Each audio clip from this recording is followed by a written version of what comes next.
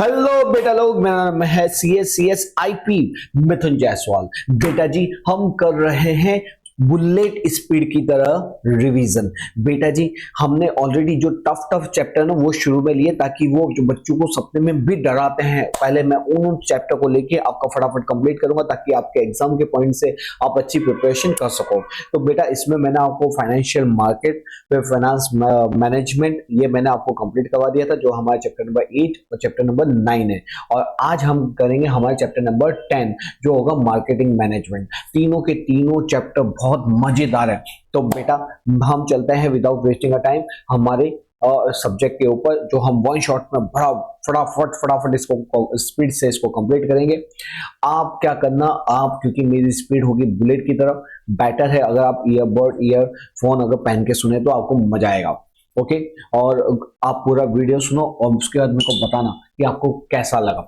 I am damn sure, अगर पूरा video देखते हो ना, फिर आप मेरे को कमेंट में लास्ट में लिखोगे कि सर क्या मस्त वाला रिवीजन करवाया। ओके, बिफोर आई स्टार्ट, मैं बता दूं जो बच्चे चैनल पे नए हैं, बेटा जी मैंने अपना गाला का पूरा सॉल्यूशन करवाया है। ओसीएम, इकोनॉमिक्स, इवन स्टैटिस्टिक्स और अकाउंट्स के भी हमारे पूरे के पूरे गाला के सॉल्यूशंस हमारे यूट्यूब चैनल के ऊपर है। मैंने इवन आपको ओसीएम और इकोनॉमिक्स के पेपर 1 से लेके पेपर नंबर 6 के सारे सॉल्यूशन क्या दिए हुए हैं यूट्यूब चैनल पे, चढ़ाए हुए पीडीएफ लिंक दे दिए, जिसको आप इजीली डाउनलोड कर सकते हैं। आप उसको अपनी कन्वीनियंस के हिसाब से कहीं पे बैठ के भी पढ़ सकते हो। तो उस वीडियो को भी जाके जरूर से चेकआउट करो, गाला ओसीएम लिंक के अंदर है। ठीक है, तो ओसीएम लिंक के अंदर भी मिल जाएगा, और इकोनॉमिक्स के ओसीएम इकोनॉमिक्स में भी आपको आंसर पीडीएफ मिल जाएगा। तो बेटा जी, अब हम शुरू करते हैं हमारा आज का ये लेक्चर, जो किस पे रहने वाला है, जो रहने वाला है मार्केटिंग मैनेजमेंट के ऊपर। चलो तो शुरू करते हैं हमारा आज का ये लेक्चर, जो बुलेट की स्पीड से चलने वाला है। और मैं इसके अंदर टारगेट करता हूं कि 1 से सवा 1 घंटे के अंदर मैं इस चैप्टर को फटाफट विदाउट मिसिंग एनी कंसेप्ट और बड़ी ही मजेदार तरीके से मैं आपको इस चैप्टर पूरा कंप्लीट करूं। तो पहला मैं अपनी स्टाइल से पढ़ाऊंगा। तो हम सबसे पहले देखते हैं ideologies, concept, view of marketing management. बेटा 3 नंबर का इसमें से एक क्वेश्चन बनता है जिसके अंदर आइडियोलॉजी, कंसेप्ट या तो व्यूज ऑफ मार्केटिंग मैनेजमेंट से एक पॉइंट आता है। पहला पॉइंट क्या है, आइडियोलॉजी के अंदर डिफरेंट टाइप ऑफ आइडियोलॉजीज हैं। ये 5 मेन कंसेप्ट है। उसके अंदर पहला आता है प्रोडक्शन कंसेप्ट। बेटा प्रोडक्शन कंसेप्ट क्या है, या तो इसका नाम है प्रोडक्शन ओरिएंटेड कंसेप्ट। यहाँ पे क्या करते हैं बेटा, हम ना प्रोडक्शन के ऊपर फोकस करते हैं। क्या प्रोडक्शन, यहाँ पे क्या प्रोडक्शन का नाम ही सजेस्ट कर, हमको प्रोडक्ट बनाना। प्रोडक्ट को देखो, यहाँ पे सिर्फ और सिर्फ 2 चीज को फोकस किया जाएगा। एक क्या होगा, एक प्रोडक्ट को अवेलेबल करवाना, दूसरा एट अ लो प्राइस। और भले क्वालिटी ऑफ द प्रोडक्ट नको रे, कोई मतलब नहीं है हमको क्वालिटी ऑफ प्रोडक्ट से। हमको क्या मांगता है, हमको प्रोडक्ट को बना के देना है और उसको कम प्राइस में, क्योंकि लोगों को चाहिए सस्ता माल, उनको क्वालिटी से मतलब नहीं है। अगर सस्ता माल मिलेगा, उनको हम अवेलेबल करवाएंगे तो वो हमसे खरीदेंगे। इस मेंटालिटी से ये क्या करते हैं, प्रोडक्ट को बेचते हैं। ठीक है, तो प्रोडक्शन कंसेप्ट के अंदर देखो बेटा जी, ये है ना मार्केटिंग वाला चैप्टर। कौन सा है, मार्केटिंग। तो मार्केटिंग के अंदर प्रोडक्ट सेलिंग के बारे में ही सब कुछ आएगा। तो सबसे पहला जो प्रोड्यूसर है, सर्विस प्रोवाइडर है, मैन्युफैक्चरर, वो कौन सा कंसेप्ट को अपनाते हैं, प्रोडक्शन कंसेप्ट के ऊपर। इसके अंदर फोकस किसके ऊपर किया जाता है, अवेलेबल करवाना और प्राइस के ऊपर। यहाँ पे क्वालिटी को ध्यान में नहीं रखा जाता। यहाँ पे हमको सिर्फ और सिर्फ कंज्यूमर क्या देखता है, उसको प्रोडक्ट की अवेलेबिलिटी देखता है, लो प्राइस देखता है, बस वो चीजों को खरीदता है, इसलिए हमको वही चीज उनको देना होता है। Producer does not give any extra facility और फीचर नहीं देता जनरली, क्योंकि यहाँ पे लोगों के पास पैसे ही नहीं होते, तो वो इसलिए हाई क्वालिटी की डिमांड भी नहीं करते, क्योंकि हाई क्वालिटी की डिमांड करेंगे तो पैसे ज्यादा देने पड़ेंगे, लेकिन पैसे तो है नहीं, तो क्या करें। इसलिए वो क्या करते हैं, ऐसी कौन सी कंट्री होती है जो अंडर डेवलप्ड कंट्रीज होते हैं ना, वहां पे जनरली ऐसा देखा जाता है। जो डेवलप्ड कंट्री होगी, डेवलप्ड कंट्री, उसमें कभी भी ऐसा देखने को नहीं मिलेगा, क्योंकि डेवलप्ड कंट्री वाला तो क्या मांगेगा, हाई क्वालिटी मांगेगा। तो उनके लिए कहां जाएंगे, तो उनके लिए जाते हैं प्रोडक्ट कंसेप्ट के अंदर, जहां पे प्रोड्यूसर क्या करता है, एम्फेसिस करता है क्वालिटी ऑफ द प्रोडक्ट। वो हमेशा गुड क्वालिटी को देने की कोशिश करता है। बोलेगा कि मैं क्वालिटी दूंगा, लेकिन आपसे प्राइस ज्यादा चार्ज करूंगा, तो सामने वाले को बोलेगा भाई तू है ना 10 रुपए लेता है, उसकी जगह 50 रुपए ले, लेकिन हमको A1 क्वालिटी वाला प्रोडक्ट चाहिए। तो यहाँ पे जो लोग खर्चने के लिए भी तैयार है, इसलिए प्रोड्यूसर उसको हाई क्वालिटी देने के लिए भी रेडी है। तो रिलेटिवली हाई क्वालिटी दी जाती है, यहाँ पे हाई प्राइस चार्ज की जाती है, क्वालिटी प्रोडक्ट भी दिया जाता है। यहाँ पे जो कंज्यूमर मैंने आपको बताया, वो क्वालिटी क्वालिटी क्वालिटी, वो तीन चीज की डिमांड करता है, क्वालिटी क्वालिटी एंड क्वालिटी। इसलिए प्रोड्यूसर बोलता है कि जा दिया क्वालिटी, मगर इसके लिए क्या करूंगा, मैं आपको ज्यादा से ज्यादा पैसे चार्ज करूंगा। तो प्रोड्यूसर बोलेगा नको रे, अपने मस्त, अपने पास पैसा है, हरी पत्ती है, जितना मांगेगा उतना मिलेगा। इसके लिए प्रोड्यूसर क्या करता है, क्वालिटी को इंप्रूव करने के लिए बहुत सारे रिसर्च एंड डेवलपमेंट कंटिन्यूअसली करता रहता है, ताकि उसकी क्वालिटी और बेहतर और बेहतर और बेहतर होती जाए। नेक्स्ट कंसेप्ट आता है सेलिंग कंसेप्ट या तो सेल बेस्ड कंसेप्ट। बेटा जी सेलिंग कंसेप्ट या तो सेल बेस्ड कंसेप्ट क्या होता है, जहां पे क्या होता है, आपने इस तरह का देखा हुआ है, यहाँ पे ये जो लोग होते हैं ना, ये हमें ये सिर्फ और सिर्फ किसके ऊपर फोकस करते हैं, sell sell sell sell sell, मतलब जो चीज वो बना सकते हैं उनको वो बेचते हैं, उनको इनसे कोई मतलब नहीं जी कि यहाँ पे जो लोग हैं उनकी क्या रिक्वायरमेंट है, उनकी क्या डिमांड है, नहीं नहीं नहीं, कंज्यूमर की क्या डिमांड है उससे हमको मतलब नहीं है। हमको तो क्या, हमको हमारा प्रोडक्ट बेचने का है, हमको फटाफट हमारे प्रोडक्ट को कन्वर्ट करना है, कैश के अंदर मार्केट में जाना है, वापस से गुड्स को खरीदना, उसको वापस से बेचने का, फिर कैश आएगा, कैश को लेके वापस जाएंगे, वापस खरीदो, उसको बेचो और फटाफट धनाधन प्रॉफिट अर्न करते जाओ।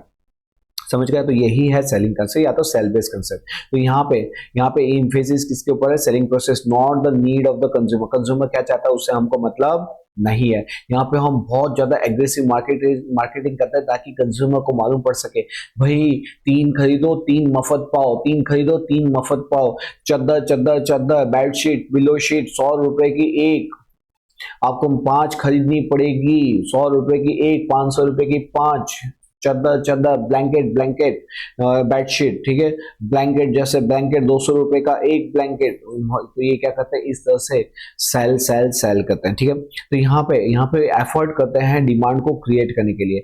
हम डिमांड बीइंग अ कंज्यूमर वो डिमांड नहीं करा, लेकिन वो बोलते हैं वो इतना सस्ता रेट देंगे आपको, इतना आपको वो डिस्काउंट देते हैं, ऑफर्स देते हैं, ताकि आप अट्रैक्ट हो जाते हो उसको खरीदने के लिए। आपके मगज में कुछ नहीं था उसको खरीदूं, लेकिन क्योंकि उनका ऑफर इतना अच्छा लगता है कि हम बोलते हैं ठीक है यार, ऐसा ऑफर कहाँ मिलेगा, चलो खरीदते हैं।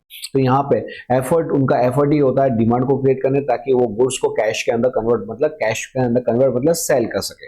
This concept ignore the consumer dissatisfaction. भाई कंज्यूमर बोलता है भाई आके वो माल आप्यो छे भाई, आनी क्वालिटी बरोबर નથી।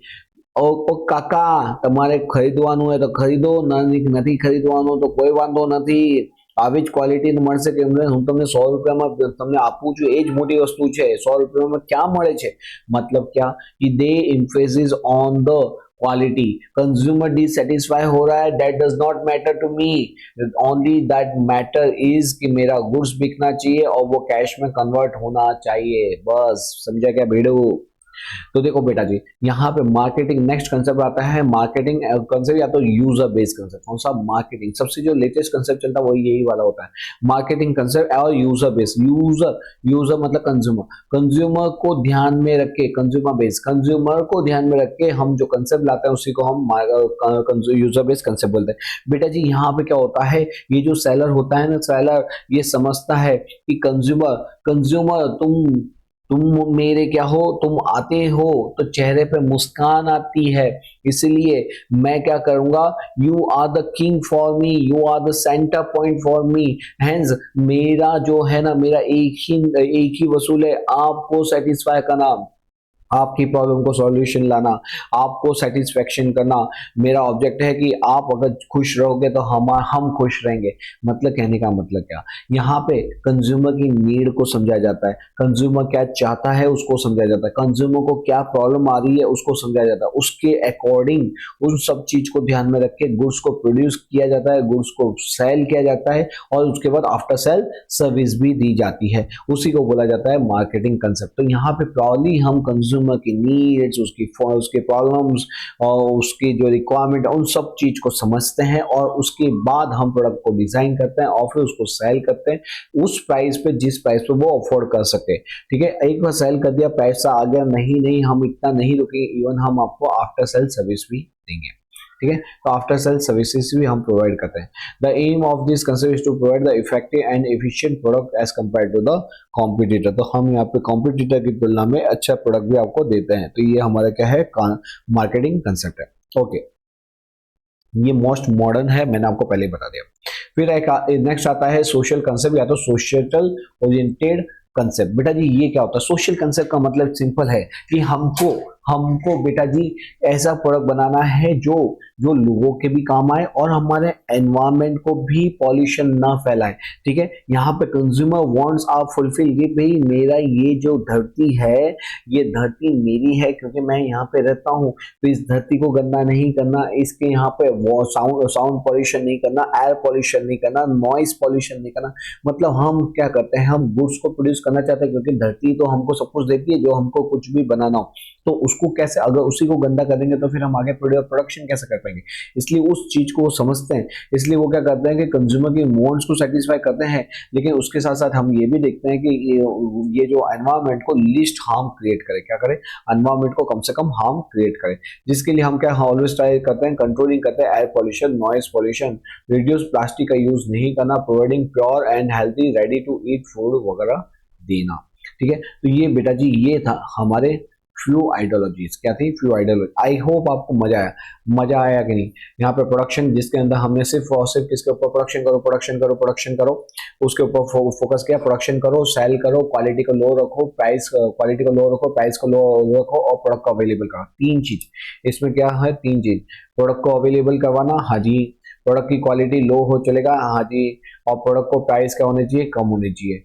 ठीक है, बस ये तीन चीज के ऊपर प्रोडक्शन कंसेप्ट था। प्रोडक्ट कंसेप्ट के ऊपर क्या था, प्रोडक्ट के ऊपर हाई क्वालिटी हाई प्राइस। ठीक है, सेलिंग कंसेप्ट के अंदर जो कंज्यूमर की नीड्स को मत समझो, जो आप दे सकते हो, जो बना सकते हो उसको सेल करो, उनकी डिमांड क्रिएट करो। उनकी डिमांड है नहीं लेकिन हम उनकी डिमांड क्रिएट करते हैं, कैसे, हम ऑफर करते हैं अच्छा डिस्काउंट, हम वो लो क्वालिटी प्राइस को लो प्राइस के अंदर ही बेचते हैं ताकि वो क्या होता है, वो अट्रैक्ट होता है। Next marketing, marketing most modern concept है जिसके अंदर कंज्यूमर की नीड को समझ के, कंज्यूमर की नीड को समझ के, कंज्यूमर की रिक्वायरमेंट को समझ के, उसकी प्रॉब्लम को समझ के प्रोडक्ट डेवलप करो, प्रोडक्ट को फिर क्या करो, उनको बेचो और आफ्टर सेल सर्विस भी दो। और सोशल कंसेप्ट के अंदर या तो सोशल ओरिएंटेड कंसेप्ट के अंदर क्या होता है, एनवायरमेंट को हमको पॉल्यूशन होने से बचाना, एयर पॉल्यूशन, नॉइज पॉल्यूशन, और इसके लिए हमको ऐसा काम करना है कि एनवायरमेंट सस्टेन हो और हमारा डेवलपमेंट भी ना रुके। ओके, अब इसी के ऊपर से आता है एक difference between marketing concept and selling concept. ये बेटा ये एकदम, अगर आपको मार्केटिंग और सेलिंग कंसेप्ट मालूम पड़ा ना, ये सेलिंग के अंदर हमको वही सेल करना है जो वो खरीदना चाहते हैं लो कॉस्ट पे। मार्केटिंग में कंज्यूमर नीड्स को समझ के प्रोडक्ट को डेवलप करना, उसको सेल करना और आफ्टर सेल सर्विस प्रोवाइड करना, ये मार्केटिंग है बस। तो इसके अंदर यही आएगा बेटा। मीनिंग क्या होता है, marketing is understanding the consumer के need and introduce the product, और उसको ध्यान में रख के ही क्या करेंगे, हम प्रोडक्ट को इंट्रोड्यूस करेंगे। सेलिंग कंसेप्ट के अंदर क्या होता है, selling is the transfer of product from manufacturer to the seller in exchange for the money. यहाँ पे तो हमको बस अपना सपना मनी मनी, अपना सपना मनी मनी, मतलब कि हमको ट्रांसफर करना है प्रोडक्ट को टू द कस्टमर और उनसे क्या लेना, पैसा। ओके, एरिया ऑफ वर्क और स्कोप, यहाँ पे बहुत वाइड होता है क्योंकि हम कंज्यूमर के अंडरस्टैंड करते हैं उनकी रिक्वायरमेंट क्या है, उसके अकॉर्डिंग प्रोडक्ट डेवलप करेंगे, प्राइस डिसाइड करेंगे, सर्विस प्रोडक्ट। यहाँ पे हमको प्रोडक्ट कंज्यूमर क्या मांगता, टेंशन नको रे, हमको कोई मतलब नहीं, हम क्या प्रोड्यूस कर सकते हैं एट लो प्राइस, उसको ध्यान में रखो। The area of work is limited which include the transfer of ownership of product from the seller to the consumer. तो यहाँ पे क्या बोल रहा है, यहाँ पे हम बोलते हैं कि भाई हमको क्या करना है, एक से खरीदने का दूसरे को बेचने का, हमको कंज्यूमर की नीड को ध्यान में नहीं रखना। ऑब्जेक्टिव है यहाँ पे कंज्यूमर सेटिस्फेक्शन, यहाँ पे ऑब्जेक्टिव होता है प्रॉफिट अर्न। यहाँ पे पार्टीज कितनी होती है, बहुत सारी पार्टीज होती है, यहाँ पे दो ही पार्टी होती है, एक बायर और सेलर। यहाँ पे बिगनिंग एंड एंड, बिगनिंग शुरू होता है मार्केट रिसर्च से, हम रिसर्च करते हैं कि प्रॉब्लम्स क्या है, रिक्वायरमेंट क्या है, लोगों की इच्छा क्या है, लोगों की डिमांड क्या है, उसके अकॉर्डिंग हम प्रोडक्ट को सेल करते हैं। आफ्टर सेल सर्विस पे यहाँ पे एंड होता है। ठीक है, तो यहाँ पे एंडिंग क्या होगा, बिगिन होगा at the market research and and होगा सेल सर्विस। यहाँ पे तो क्या है, ऐसा कुछ नहीं होता प्रोडक्ट, और यहाँ पे ऐसा कुछ भी नहीं होता। तो यहाँ पे क्या होगा, इस सिचुएशन के अंदर sales starts after production and end with the providing goods और सर्विसेज टू द कंज्यूमर। ठीक है, यहाँ पे मार्केटिंग प्रोसेस जो बिगिन होता है मार्केट रिसर्च बेसिक कंसेप्ट से चालू होता है और सेल्स पे जाके सेल सर्विस पे जाके खत्म होता है। यहाँ पे स्टार्ट कहाँ से होगा, फ्रॉम द प्रोडक्शन के बाद तो स्टार्ट होता है और एंड का पे होता है, एंड होता है जब हमको सेल करते हैं। ठीक है, ओके जी। नीड फॉर कैपिटल, क्योंकि यहाँ पे हम बहुत सारा खर्चा करते हैं, बहुत एडवर्टाइजमेंट करते हैं, चीज़ों का R&D करते हैं, तो यहाँ पे कंपेरेटिवली हमको क्या चाहिए होती है, बहुत ज़्यादा कैपिटल चाहिए होती है। ठीक है, storing of product, gradation, packing, बहुत सारी प्रोसेस होते हैं, वो मैं आपको अभी बताऊंगा थोड़ी देर में। तो ये रिक्वायर कंसिडरेबल वर्किंग कैपिटल, जबकि यहाँ पे ऐसा कुछ नहीं होता, तो यहाँ पे वर्किंग कैपिटल क्या चाहिए होगा, कम चाहिए होगा। ठीक है, ओके। डायरेक्शन एंड एफर्ट, यहाँ पे डायरेक्शन एफर्ट, यहाँ पे हम एफर्ट क्या करते हैं, effort are made for manufacturing the product as per the need of consumer and making them available reachable to the consumer.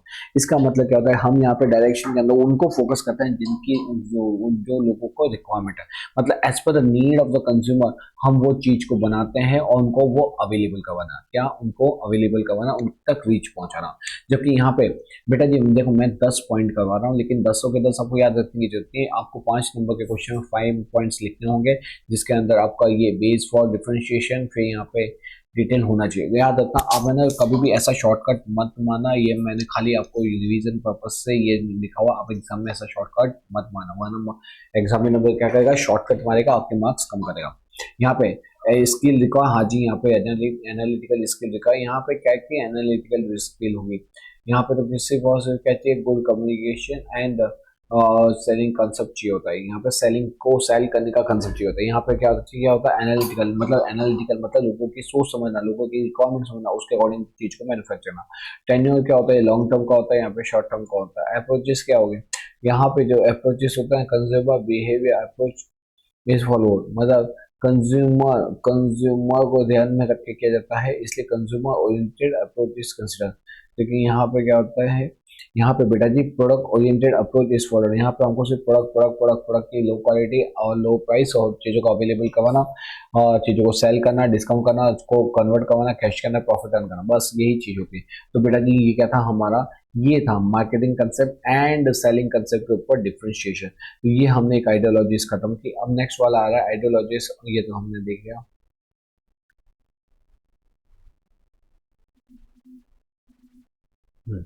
अब आ रहा है नेक्स्ट पॉइंट, मार्केटिंग मिक्स। बेटा जी पूरा जो चैप्टर है, बस हम ये इतना चैप्टर कर देंगे तो ये हमारा 90%, 90 अगर 95% भी बोलो तो भी कम है, तो 95% हमारा पूरा चैप्टर क्या हो जाएगा, खत्म हो जाएगा। तो चलो शुरू करते हैं हमारा मार्केटिंग मिक्स। तो आते हैं हमारे मार्केटिंग मिक्स पे। ओके बेटा जी, तो हमने क्या किया, हमने बेटा जी एक पार्ट कंप्लीट किया, वो क्या था, ideologies different concepts of marketing. बेटा जी ये एक पार्ट था, अब दूसरा पार्ट चालू होगा। दूसरे पार्ट के अंदर बस हमको इतना पढ़ना है और हमारा चैप्टर हो जाएगा खत्म। सर इतना छोटा है, हाँ जी इतना छोटा है, छोटा तो नहीं लेकिन सिंपल मैं बहुत जरूर बना दूंगा। तो यहाँ पे इसको हम बोलते हैं marketing mix, also known as 4 P's of marketing. बेटा जी 4 P's of marketing, product, price, place, promotion. आपके एक नंबर में क्वेश्चन आता है, व्हाट इज 4P? 4P का मतलब मार्केटिंग मिक्स। तो मार्केटिंग मिक्स क्या होता है, जिसको हम 4 P's भी बोलते हैं, जो आता है प्रोडक्ट, प्राइस, प्लेस, प्रमोशन के ऊपर। ठीक है, चलो शुरू करते हैं। हमारा पहला पॉइंट है हमारा प्रोडक्ट। बेटा जी प्रोडक्ट क्या होता है, बेटा जी यहाँ पे है ना, मार्केटिंग मिक्स के अंदर मैं आपको बता दूं कि जब भी हम प्रोडक्ट को लॉन्च करते हैं तो हमको इस सभी चीज की ध्यान में रखना पड़ता है, क्योंकि चैप्टर का नाम ही मार्केटिंग मैनेजमेंट है। कैसे प्रोडक्ट को बेचना है, हमको उसके अंदर क्या क्या ध्यान रखना पड़ेगा, हमको प्रोडक्ट के बारे में, उसकी प्राइस के बारे में, उसके प्लेस के बारे में, उसके प्रमोशन के बारे में। बस कंसेप्ट को आप बीइंग अ सेल्स मैनेजर बन जाओ, क्या बन जाओ, सेल्समैन बन जाओ। और फिर सोचो कि सर हम तो लड़कियां हैं, हम सेल्समैन कैसे बने? अरे दोनों के लिए एक ही यूज होता है, जस्ट जोकिंग। ओके, तो बेटा जी मैं आपको ये बोल रहा था कि मार्केटिंग मिक्स के अंदर हमको क्या बनना है, सेल्समैन बन के मतलब बीइंग अ प्रोड्यूसर बन जाना, मैन्युफैक्चरर बन जाना। आपका खुद का बिजनेस है और आप क्या कर रहे हो, अपना कोई प्रोडक्ट डिजाइन करके उसको बेचना चाहते हो, आपके खुद की एक सर्विस प्रोवाइड करना चाहते हो। उस सिचुएशन आप प्रोडक्ट के ऊपर क्या ध्यान रखोगे, प्राइस के ऊपर, प्लेस के ऊपर, प्रमोशन के ऊपर क्या ध्यान रखते हो, वही चीज को यहाँ पर दिया हुआ। तो पहला आता है प्रोडक्ट। बेटा जी ये जो प्रोडक्ट होता है, ये starting point of the marketing आता है, क्योंकि हम प्रोडक्ट से तो हम चीजों को सेल करना का शुरू कर रहे हैं। तो प्रोडक्ट के अंदर क्या आता है, तो प्रोडक्ट के अंदर बेसिकली हम क्या देखते हैं, उसका प्रोडक्ट का the number of decision involve in the product mix. Product mix में क्या देखा जाता है, तो प्रोडक्ट मिक्स के अंदर देखा जाता है कि उसका फीचर क्या होगा, उसके मार्केट क्या रहेगा, उसका packing, branding, labelling, after sale service, ये सभी चीजों को ध्यान में रख के ही प्रोडक्ट को हम डिसाइड करते हैं कि भाई प्रोडक्ट के अंदर कैसा रहेगा। तो बेसिकली इसमें क्या आता है, पहला आता है ब्रांडिंग। ब्रांडिंग क्या होता है, बेटा जी आपने ये कंपनियों के लोगों के नाम सुने होंगे, बर्गर किंग, उसके बाद जॉन डेरिस, वीजा, न्यू बैलेंस, BMW। ठीक है। बहुत सारी यहाँ पे ये वॉलमार्ट, बहुत सारी कंपनी की, ये तो बहुत कम है। बाकी तो इन शॉर्ट क्या है, इन शॉर्ट कहने का मतलब ये है, ये ऐसी चीजें जिसको देख के ही आप रिकॉग्नाइज कर पाते हो BMW, वो कार की बात हो रही है। मतलब क्या है, वो लोगो, अगर यहाँ पे BMW नहीं भी लिखा होता और यहाँ पे सिर्फ इतना लोगो लिखा होता, वो लोगो देख के भी बता देते ये BMW की कार है। तो इसी का तो बेटा जी बोलता है ये मैकडोनल्ड, ये सिर्फ एम लिखता है और उसे मालूम पड़ जाता है कि ये मैकडोनल्ड है। तो बेटा जी इसी तो ब्रांडिंग बोलते हैं। ब्रांडिंग के अंदर क्या होता है, ब्रांडिंग के अंदर बेटा ये when the product of one producer is to be easily identify from that of product of other product. अगर मैं यहाँ पे क्या करूं, आपको ये सिर्फ अलग अलग सिर्फ सिंबल रख दूं और मैं बताऊं कि बताओ मैकडोनल्ड कौन सा है, आप बोलोगे ये रहा। मतलब आप उसका निशान से, उसके साइन से, उसकी लिखावट से, जैसे ये नाइक का जूता, बस उसका टिक ही जरूरी है, हमको मालूम रहेगा कि ये नाइक का शूज है। तो बेटा जी ये जो साइन है, ये जो चीजें है, ये दूसरे प्रोडक्ट से खुद को अलग बना देती है, जिससे हम आइडेंटिफाई कर पाते हैं कि दूसरे प्रोडक्ट से ये अलग है। No one can else can copy it. अगर सपोज कि मैकडोनल्ड है तो एक काम करते हैं ना सर, हम खुद का यहाँ पे रेड के पीछे ग्रीन करके और यहाँ पे इसको एम लिख के हम खुद का भी ब्रांड शुरू कर देते हैं। ना बेटा ना, आप उसकी जो डिजाइन, पैटर्न, स्टाइल को कॉपी नहीं कर सकते। क्यों? क्योंकि उसने ये नाम बनाया है, नाम कमाया है। अगर कोई ऐसी ही डिजाइन अगर बनाएगा तो उसने जो मेहनत की थी उसका फल कोई और ले जाएगा, तो ऐसा अलाउ नहीं है। आपको अपना अलग नाम बनाना पड़ेगा। ओके, तो यहाँ पे बेटा जी क्या होता है, हम कुछ लोगो बनाते हैं, नंबर बनाते हैं, डिजाइन बनाते हैं on the label. It is known as branding. तो ब्रांडिंग क्या होता है, कोई भी ऐसी चीज जो आपके प्रोडक्ट को दूसरे प्रोडक्ट से डिफरेंशिएट कर सके और जिसको कोई कॉपी ना कर सके, उसी को हम क्या बोलते हैं, ब्रांडिंग बोलते हैं। जो ब्रांडिंग होता है वो नाम भी हो सकता है, लोगो हो सकता है, नंबर हो सकता है, डिजाइन हो सकता है। ठीक है, वापस ब्रांडिंग क्या हो सकता है, नाम, लोगो, नंबर, डिजाइन। एक नंबर के अंदर आता है कितनी बार ब्रांडिंग, व्हाट इज ब्रांडिंग। ठीक है, ब्रांडिंग के अंदर बेटा जी क्या होता है, ब्रांडिंग ऐसी चीज होती है जो हमारे प्रोडक्ट को दूसरे से प्रोडक्ट से डिफरेंशिएट करके, जिसका ये तो हमने ऊपर पढ़ लिया था। यहाँ पे ब्रांडिंग के अंदर सबसे मोस्ट इंपॉर्टेंट क्या होता है, हमको एक लीगल अप्रूवल मिलती है। बेटा जी ऐसा नहीं है कि आपने ये डिजाइन करके मार्केट में छाप दिया, मतलब अब इसको कोई कॉपी नहीं करेगा, ऐसा नहीं हुआ। आपको इसको रजिस्टर करवाना पड़ेगा। क्या करवाना पड़ेगा, रजिस्टर करवाना पड़ेगा। आपको इसकी लीगल अप्रूवल लेनी पड़ती है, जिसी को बोला जाता है ट्रेडमार्क। तो ट्रेडमार्क, आप इसको एक बार आपने इसका ट्रेडमार्क आपने ना, जैसे कितनी बार ये देखो मैं आपको बताता हूँ, ये जो है ना, कोई भी जो नाम होगा ना उसके पीछे ऐसे लिखा होता है, यहाँ पे आर लिखा होता है। आर का मतलब क्या होता है, ट्रेडमार्क। एक तो टीएम होता है, टीएम मतलब अप्लाइड फॉर ट्रेडमार्क। मतलब जब आप ट्रेडमार्क के लिए अप्लाई करते हो तो आप अपने नाम के आगे टीएम लगा सकते हो। क्या लगा सकते हो, टीएम। जो आपका ये प्रोडक्ट है उसके बाजू में टीएम छोटा सा लिख दो। क्यों? इसका मतलब ये भाई लोगो सुन लो, मैंने ये ट्रेडमार्क है ना, ये नाम अपने नाम पे रजिस्टर करवाने की एप्लीकेशन दी है। फिर ट्रेडमार्क वाला क्या करेगा, ये जो आपने नाम अप्लाई किया उसको चेक करेगा कि पूरे किसी और ने कोई ऐसा नाम क्या इससे रिजेंबल करता हुआ कोई नाम तो या पैटर्न या डिजाइन तो नहीं रखी ना। अगर उनको लगता है नहीं किया तो वो आपको अलॉट कर देंगे वो नाम। तो फिर क्या हो जाएगा, आप उसके पीछे आर शब्द लिखोगे, मतलब ये अब रजिस्टर्ड हो चुका है। ठीक है, जस्ट फॉर योर नॉलेज में बता रहा हूं। तो इन शॉर्ट, प्रोड्यूसर को एक लीगल अप्रूवल चाहिए होती है अपने नाम को रजिस्टर करवाने के लिए, जिसको कहां पे करवाता है, वो ट्रेडमार्क के अंदर करवाता है। ठीक है, ये क्या होता है, ये प्रोडक्ट की ये जो होता है, जैसे ये जो ब्रांड नेम होता है, ये प्रोडक्ट का फीचर बताता है।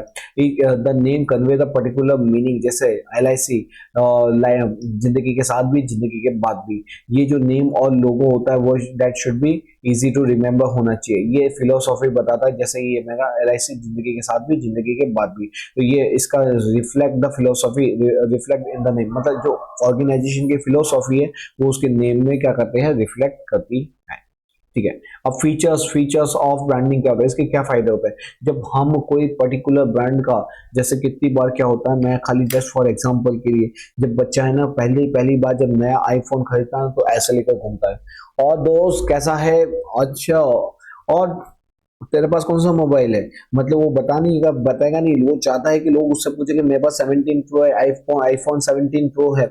या तो क्या होगा कि यार मम्मी पापा को बहुत दिनों से फोन नहीं किया, चल तेरी सेल्फी लेता हूँ, ऐसे ऐसे सेंटेंस करेगा कि वो बताना चाहेगा भाई मैंने आईफोन 17 प्रो लिया हुआ है, आप क्या कर, तू मुझसे पूछ, तू मेरे को बोल, वाह भाई का वाह, क्या बात है, तेरे पास आईफोन 17 प्रो है। मतलब क्या होता है, जब हम कोई ब्रांडेड वस्तु खरीदते हैं, कोई ऐसी चीज खरीदते हैं जो दूसरे लोगों के पास नहीं है, और लोकल गुड्स नहीं, वो भी ब्रांडेड, तो वहां पे क्या होता है, फीलिंग ऑफ, यहाँ पे क्या होता है, यहाँ पे एक आपकी इमेज बनती है, एक आपकी आइडेंटिटी, एक सिंबल ऑफ यूनिक आइडेंटिटी, भाई वाह तुम ये वाला गुड्स यूज करते हो। दूसरा, जब है ना, अगर हम एक ही कंपनी के, अगर सपोज मैं नाइक के शूज पहनूं या तो स्केचर के शूज पहनता हूं, तो मेरे को उसके जूते जब खरीदूंगा तो मैं बैक ऑफ द माइंड मेरे कभी ये नहीं चलेगा यार इसकी क्वालिटी कैसी होगी, इसका कंफर्ट कैसा होगा, मेरे पाँव दुखेंगे नहीं, क्यों, क्योंकि मैं उसको कंटिन्यूस पहन रहा हूं, मेरे को उसकी क्वालिटी पे भरोसा है।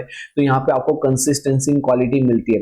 Brand shows the feature, brand के अंदर क्या होता है, shows the feature, advantage, use, personality, culture of the product. Brand क्या बताता है, उसके फीचर, प्रोडक्ट, पर्सनालिटी को बताता है, एक यूनिक आइडेंटिटी क्रिएट करता है। ये जो होता है ना, जो सिंबल, ये क्या होता है, ये वर्बल भी होता है, वर्बल मतलब जिसको बोल के बताया जाए, और विजुअल होता है, ये खाली साइन हो गया। अब ये क्या हो गया, विजुअल हो गया, ठीक है। Product with the symbol can be sold in the market at a high price. जब कंपनी अपना ब्रांड क्रिएट कर लेती है ना, तो वो लोकल गुड्स से ज्यादा रेट पे बेच पाती है, क्यों, क्योंकि उसके लिए क्या क्या उसने क्वालिटी, एक अपनी गुडविल क्रिएट की है, जिसके लिए वो हाई प्राइस चार्ज कर सकती है, और लोग उसके लिए पेमेंट करने के लिए भी रेडी हो जाते हैं। Seller can sell the product at the symbol easily. यहाँ पे क्या होगा, 10 प्रकार के जूते पड़े हुए हैं, सपोज मैं नाइक के जूते पहनता हूँ, तो मैं अगर ये वाला साइन देखूंगा, 10 में से मैं यही वाला गुड्स को इजीली आइडेंटिफाई करूंगा, उसी को उठा लूंगा, उसी को खरीदूंगा। मतलब सेलर को भी ये बेचने में क्या हो जाती है, इजी हो जाता है, जब इसका एक ब्रांड क्रिएट हो जाता है, जब इसका एक लोगो क्रिएट हो जाता है, क्योंकि लोग इजीली आइडेंटिफाई करते हैं। चलो चलो बोलो बोलो बोलो, फीचर्स ऑफ द ब्रांडिंग क्या है, ये कंज्यूमर को क्या मिलता है, कंसिस्टेंसी, क्वालिटी मिलती है, यहाँ से ब्रांड से क्या होता है, उसका फीचर मिलता है, एडवांटेज मिलता है, यूज, पर्सनालिटी, कल्चर क्रिएट होता है। सिंबल इसकी क्या है, symbol is a unique identity, ये मैंने आपको बताया, ये ऐसा सिंबल कोई और कॉपी नहीं कर सकता, तो ब्रांड क्या है, उसकी यूनिक आइडेंटिटी देता है प्रोडक्ट की। ये जो होता है, विजुअल भी हो सकता है, वर्बल भी हो सकता है, विजुअल भी हो सकता है। प्रोडक्ट विद सिंबल हम हाई प्राइस पे इसको बेच सकते हैं, और ये इजीली आइडेंटिफाई हो जाता है जब ब्रांडिंग हमारा यूज होता है। तो ओके जी, तो प्रोडक्ट के अंदर सबसे इंपॉर्टेंट क्या होना चाहिए, ब्रांडिंग। सेकंड पॉइंट आता है लेबलिंग। लेबलिंग का मतलब क्या होता है, लेबलिंग का मतलब होता है, आपने देखा होगा अब तो हर एक प्रोडक्ट के ऊपर ऐसे लेबल आता है जिसके अंदर प्रोडक्ट क्या है, उसमें क्या इंग्रेडिएंट मिक्स क्या है, उसकी क्या ओरिजिनल प्राइस क्या है, एक्सपायरी क्या है, कौन उसको यूज नहीं कर सकता, सारी डिटेल्स यहाँ पे लिखी होती है। तो यहाँ पे लेबलिंग, बेटा जी लेबलिंग का मतलब क्या होता है, उसके इंग्रेडिएंट, उसका weight, size, price, date of manufacture, उसके इंग्रेडिएंट, एक्सपायरी क्या, वो सारी चीज यहाँ पे लिखी होती है। इसके फीचर्स देखें तो क्या होता है, helps in identifying the product. अगर मैं कोई चीज का प्रोडक्ट देखूं और उसके नाम से समझ नहीं आया, लेकिन जैसे ही मैं उसका लेबलिंग पढ़ूंगा, मेरे को मालूम पड़ेगा कि अच्छा ये तो यही तो चीज मेरे को चाहिए थी। यहाँ पे it give the full information about the quality and the type of product, इसमें क्या क्या इन्फॉर्मेशन है, तो ये इन्फॉर्मेशन प्रोवाइड करता है रिगार्डिंग द प्रोडक्ट। ये कितनी बार डायरेक्शन होता है कि उसको कैसे लेना है, किस चीज के साथ लेना है, खाने के बाद लेना है, क्या करना है। It complies with the legal, क्योंकि लीगल रिक्वायरमेंट ऐसी होती है। बस सिंपल था। तो ये क्या था बेटा, हमारा लेबलिंग। नेक्स्ट आता है हमारा पैकेजिंग। पैकेजिंग मतलब क्या होता है, पैकेजिंग मतलब हमारा outer part of the product, जिसको क्या होता है, ये पहले पहले तो ये पैकेजिंग है ना, सिर्फ प्रोडक्ट की सेफ्टी के लिए होता था, लेकिन आज के टाइम पे पैकेजिंग मोस्ट इंपॉर्टेंट होता है, क्योंकि हम प्रोडक्ट को जब भी उठाते हैं, भले अंदर से प्रोडक्ट कैसा है कैसा नहीं है, अगर प्रोडक्ट की बाहर की पैकेजिंग अच्छी है तो उससे वो हमको अट्रैक्ट करता है उसको खरीदने के लिए।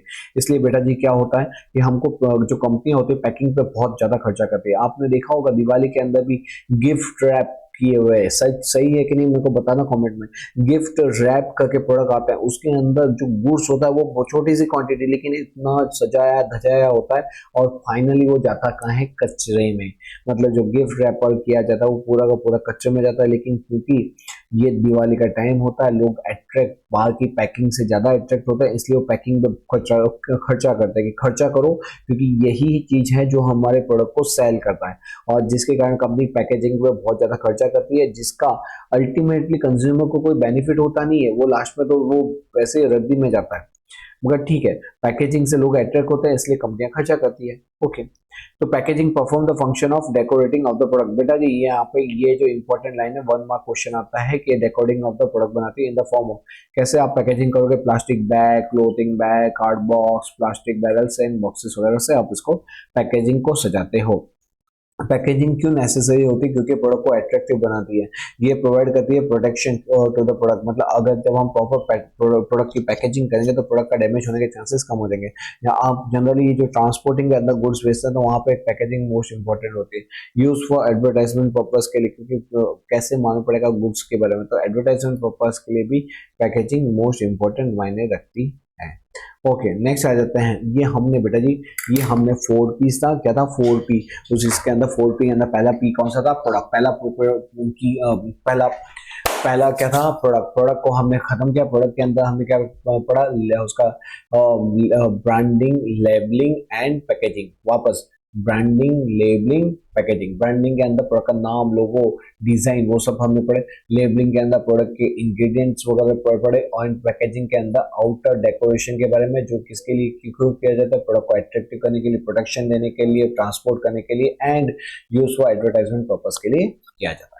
ठीक है, नेक्स्ट पॉइंट पे आ जाते हैं। नेक्स्ट पॉइंट क्या है बेटा, नेक्स्ट पॉइंट है प्राइसिंग। प्राइस क्या होता है, प्राइस मतलब किस प्रोडक्ट किस प्राइस पे कंज्यूमर को बेचना है, वही तो प्राइसिंग होता है। The value paid by the consumer for the physical. यहाँ पे प्राइस का मतलब क्या होता है, प्राइस रिफर टू जो कंज्यूमर पे करने के लिए रेडी होता है for economic, for the physical economy, social, psychological satisfaction receive from the product. बेटा जी जो प्रोडक्ट में से जो उसको इकोनॉमिक बेनिफिट हो रहा है, सोशल बेनिफिट हो रहा है, साइकोलॉजिकल बेनिफिट हो रहा है, मतलब सेटिस्फेक्शन जो मिल रहा है, उसके लिए जो अमाउंट वो रेडी टू पे हो जाता है, उसी को तो क्या बोलते हैं, प्राइस बोलते हैं। ठीक है, प्राइस क्या होता है, ये economic value of the product, मतलब ये प्रोडक्ट की इकोनॉमिक वैल्यू होती है, describe in the form of money. ये प्रोडक्ट कितने का है तो इसको हम मनी फॉर्म में बताते हैं। Demand for the product inversely related to the price of the product. मतलब क्या होगा, अगर प्राइस क्या होगा, प्राइस ज्यादा होगा डिमांड कम हो जाएगी, प्राइस कम हो जाएगा डिमांड बढ़ जाएगी। मतलब प्राइस और डिमांड के बीच में कैसा रिलेशन है, इनवर्स रिलेशन है। सर आप तो इकोनॉमिक्स से हटा के हमको ओसियन पे ले, यदि यहाँ ओसियन में पॉइंट आया तो मैं बोला समझा ही देता हूँ आपको। Forms income and profit depend किसके ऊपर होता है, प्राइस के ऊपर। बेटा जी आपका मैन्युफैक्चरिंग कॉस्ट कितना है, 50 रुपए, आप उसको गुड्स को सेल कितने में करो, 45 में, क्या होगा, कितना प्रॉफिट कमाए, सर प्रॉफिट का कमाए 5 रुपए का नुकसान हो गया, वेरी गुड। 50 रुपए की प्रोडक्शन कॉस्ट थी, 50 की प्रोडक्शन कॉस्ट थी, आपने बेचा 60 रुपए में, कितना प्रॉफिट कमाया, सर 10 रुपए का। बेचा 80 रुपए में, कितना प्रॉफिट कमाया, 30 रुपए का। मतलब क्या होता है कि मेरी प्राइस डिसाइड करती है, प्राइस के बेस पे ही मेरा ये डिसाइड होता है कि प्रॉफिट क्या होगा, प्रॉफिट ज्यादा होगा कि कम होगा। ठीक है, अब हम आते हैं इसके फैक्टर अफेक्टिंग द प्राइस। बेटा जी फैक्टर अफेक्टिंग प्राइस मतलब क्या होता है कि प्राइस कैसे डिटरमाइन की जाती है, प्राइस कैसे डिटरमाइन की जाती है, प्रोडक्शन के ऊपर से। अगर प्रोडक्शन कॉस्ट ज्यादा, प्राइस ज्यादा, प्रोडक्शन कॉस्ट कम, प्राइस कम, सिंपल है। डिमांड ऑफ द प्रोडक्ट, अगर डिमांड ज्यादा होगी तो हम प्राइस ज्यादा चार्ज करेंगे, डिमांड कम होगी तो कोई खरीदेगा नहीं, इसलिए हमको प्राइस को कम करना पड़ेगा। नेक्स्ट आता है competition in the market. Competition market के अंदर क्या होता है, अगर कंपटीशन बहुत ज्यादा है, कंपटीशन बहुत ज्यादा है तो हम हाई प्राइस चार्ज करते हैं, कंपटीशन बहुत ज्यादा है तो हम लो प्राइस चार्ज करते हैं। लेकिन अगर कंपटीशन कम है तो हमारी क्या है, मोनोपोली, हम ज्यादा प्राइस चार्ज करते हैं। गवर्नमेंट एंड लीगल कंट्रोल, मतलब क्या होता है, जब भी हम कोई भी प्रोडक्ट को बेचते हैं तो वहां पे government and legal control most important होता है। जैसे मैं आपको सिंपल बताऊं, आप पेट्रोल खरीदते हो, हाँ जी, पेट्रोल क्या चाहिए, इसका कोई अल्टरनेटिव सॉल्यूशन है क्या, हमारे पास नहीं जी। लेकिन क्योंकि अगर क्या कर सकते हैं, ये जो पेट्रोल पंप वाले हैं ये ज्यादा प्राइस में सेल ना करने लगे, मतलब 90-95 रुपए का पेट्रोल वो 100, 120, 130, 100, 150, 200, 300 रुपए में ना चार्ज कर, इसलिए गवर्नमेंट इनके ऊपर लीगल रिस्ट्रिक्शन लगा के रखती है, आप इतने से ज्यादा में नहीं बेच सकते।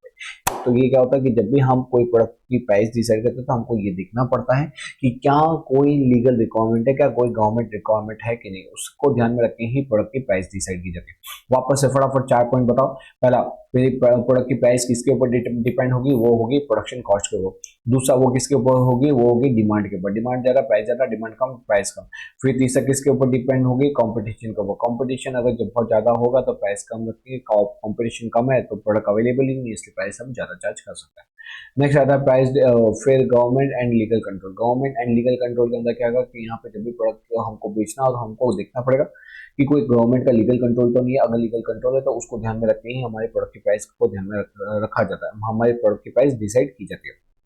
नेक्स्ट आ रहा है price determination on the basis of objective. बेटा जी हमारा बिजनेस का ऑब्जेक्टिव क्या है? हमारा ऑब्जेक्टिव है मैक्सिमम प्रॉफिट। बता, अगर तेरा प्राइस, अगर तू तू being a seller, manufacturer producer seller है और तेरा ऑब्जेक्टिव है मैक्सिमम प्रॉफिट का, अगर तेरा ऑब्जेक्टिव प्रॉफिट ज्यादा कमाना है तो प्राइस कम रखेगा कि प्राइस ज्यादा रखेगा? ऑफकोर्स वाली बात है, तो प्राइस ज्यादा रखेगा ताकि क्या हो, तेरा प्रॉफिट ज्यादा से ज्यादा हो सके। ठीक है, तो अगर मैक्सिमम प्रॉफिट का प्राइस ज्यादा रखो। फिर acquiring dominant position in the market. आप बोलते कि नहीं नहीं, हमको प्राइस प्रॉफिट नहीं कमाना, लेकिन जब भी गुड्स बिके ना तो मेरे नाम का गुड्स बिकना चाहिए। ठीक है, मेरे नाम का गुड्स बिकना चाहिए। उस सिचुएशन में क्या करूंगा कि मैं किसी और को मार्केट के अंदर एंट्री नहीं लेने दूंगा। तो मैं क्या करूंगा, मैं डोमिनेंट पोजीशन किसमें होनी चाहिए, मार्केट में मेरी होनी चाहिए। इसलिए मैं क्या करूंगा, मैं प्राइस को कम से कम रेट पे सेल आउट करूंगा। जो दूसरे लोग अफोर्ड नहीं कर पाएंगे इसलिए वो उनके गुड्स नहीं बिकेंगे, इसलिए सबके सब मेरे गुड्स ही परचेस करेंगे। तो जब आपको मार्केट के डोमिनेंट पोजीशन रखनी हो तब आप प्राइस को क्या करोगे, लो चार्ज करोगे। To sustain in the competition. Sustain in the competition मतलब क्या, बहुत ज्यादा ही कंपटीशन। उस कंपटीशन में टिके रहने के लिए हम कितना प्राइस चार्ज करेंगे? ऑफ कोर्स जितना कंपटीशन कॉम्पिटिटर या तो उसके जितना या तो उससे थोड़ा कम रखेंगे। ठीक है, तो सस्टेन कंपटीशन में आप कितना चार्ज करोगे, इक्वल टू द कॉम्पिटिटर या उससे थोड़ा बहुत कम। अगर डोमिनेंट पोजीशन बनानी है तो आप क्या करोगे, प्राइस को एकदम ही कम चार्ज करोगे। मैक्सिमम प्रॉफिट अर्न करना हो तो प्राइस को ज्यादा चार्ज करोगे। ठीक है, next economic condition. Economic condition मतलब मार्केट की इकोनॉमिक कंडीशन कैसी है? अगर मार्केट के अंदर बूम चल रहा है, क्या है, बूम बूम बूम बूम, तो मार्केट में अगर बूम चला, बूम का मतलब तेजी चल रही है, तेजी होते हैं तो सबके हाथ में होता है रोकड़ा, और जब रोकड़ा होता है तो सब करते हैं डिमांड, डिमांड करते हैं तो लोग चीज खरीदने के लिए रेडी होते हैं, दे आर रेडी टू पे हाई अमाउंट टू। तो उस सिचुएशन में हम प्राइस को क्या करेंगे, ज्यादा चार्ज करेंगे। लेकिन अगर मार्केट में चल रहा है डिप्रेशन, डिप्रेशन का मतलब क्या होता है, मंदी, मंदी का मतलब क्या होता है कि लोगों के पास पैसे नहीं है। अगर लोगों के पास पैसे ही नहीं है उस सिचुएशन अगर अपनी प्राइस ज्यादा चार्ज करोगे, लोग बोलेंगे साले इतनी ज्यादा प्राइस होगा, तू कम पे भी बेचता तो भी हम नहीं खरीदेंगे, हम तो हमारे पास पैसे नहीं है। इसलिए सेलर को क्या करना पड़ता है कि देखना पड़ता है अपनी प्राइस को डिसाइड करने से पहले कि मार्केट में बूम चल रहा है कि डिप्रेशन। बूम चल रहा है प्राइस ज्यादा, डिप्रेशन प्राइस कम। नेक्स्ट आता है बाइंग बिहेवियर। बेटा जी लोगों का बिहेवियर कैसा, अगर लोग टूट रहे हैं कि हाँ सर हम आपका प्रोडक्ट खरीदेंगे, हम आपका प्रोडक्ट खरीदेंगे, तो आप अपनी प्राइस को जैसे चाहो वैसे ले सकते हो। कितनी बार आपने देखा होगा जैसे पकौड़े के ठेले पे क्या होता है, बहुत ज्यादा ही भीड़ लग जाती है तो वो अपना धीमे धीमे रेट क्या करने लगता है, बढ़ाने लगता है। तो यहाँ पे लोगों का बाइंग बिहेवियर कैसा है, अगर लोगों का बाइंग बिहेवियर हमारे तरफ अट्रैक्ट नहीं है तो हम प्राइस को कम चार्ज करेंगे। बस यही थे बेटे, 3 नंबर के अंदर आता है फैक्टर अफेक्टिंग प्राइस। अरे कुछ भी नहीं है, ये सोचो being you are a seller, you are a manufacturer, आप अपनी प्राइस को कैसे डिसाइड करोगे? आपके प्रोडक्शन कॉस्ट के ऊपर, आपकी प्रोडक्शन कॉस्ट डिसाइड करेगी प्राइस ज्यादा आएगा कि कम आएगा। आपकी डिमांड, अगर प्रोडक्ट की डिमांड कैसा है, डिमांड बहुत ज्यादा है तो फिर प्राइस को हम कम, अगर डिमांड बहुत ज्यादा है प्राइस को ज्यादा चार्ज कर सकते हैं, डिमांड कम है तो फिर हमको कंपल्सरीली कम में ही बेचना पड़ेगा। कंपटीशन में मार्केट, मार्केट में बहुत ज्यादा कंपटीशन, तो क्या होगा, competition in the market, market में कंपटीशन ज्यादा है तो फिर हम क्या करेंगे, हम कंपटीशन कॉम्पिटिटर की जितनी चार्ज करेंगे, अगर कंपटीशन कम है तो फिर हम खुद की मोनोपोली, फिर तो आप ज्यादा रेट लेते रहो। फिर गवर्नमेंट एंड लीगल कंज्यूमर, यहाँ पे क्या होता है गवर्नमेंट लीगल कंज्यूमर के अंदर, यहाँ पे गवर्नमेंट क्या करती है, खुद की कंट्रोल बनाती है। जैसे मैंने आपको पेट्रोल के प्रोडक्ट में बताया कि वहाँ पे पेट्रोल के अंदर मैं कुछ भी अनाप शनाप चार्ज नहीं कर सकता, गवर्नमेंट की पॉलिसी के हिसाब से ही प्राइस डिसाइड की जाती है। उस सिचुएशन में क्या हुआ, उस सिचुएशन के अंदर मैं गवर्नमेंट पॉलिसी को ध्यान में रख के ही क्या करूंगा, गवर्नमेंट पॉलिसी को ध्यान में रख के ही, लीगल कंट्रोल को ध्यान में रख के ही प्राइस डिसाइड करूंगा। फिर आता है price determination on the basis of objective. अब बेटा जी पहला क्या है मैक्स, अब ऑब्जेक्टिव क्या है, ऑब्जेक्टिव है हमारा मैक्सिमम प्रॉफिट, मैक्सिमम प्रॉफिट ज्यादा प्राइस, मिनिमम प्रॉफिट होगा तो कम प्राइस होगी। डोमिनेंट पोजीशन अगर अपनानी है तो प्राइस एकदम कम कर दो ताकि उस रेट पर कोई सेल नहीं कर पाए और हमारे मार्केट में हमारे गुड्स बिके, उसी को बोलते हैं dominant position. Sustain competition, market में सस्टेन करने के लिए, कंपटीशन में सस्टेन करने के लिए क्या करो, जो कॉम्पिटिटर है उससे कम रेट पे चार्ज करो। बाइंग बिहेवियर, और यहाँ पे कहेगा कि सेलर जो परचेस है उसका बाइंग बिहेवियर कैसा।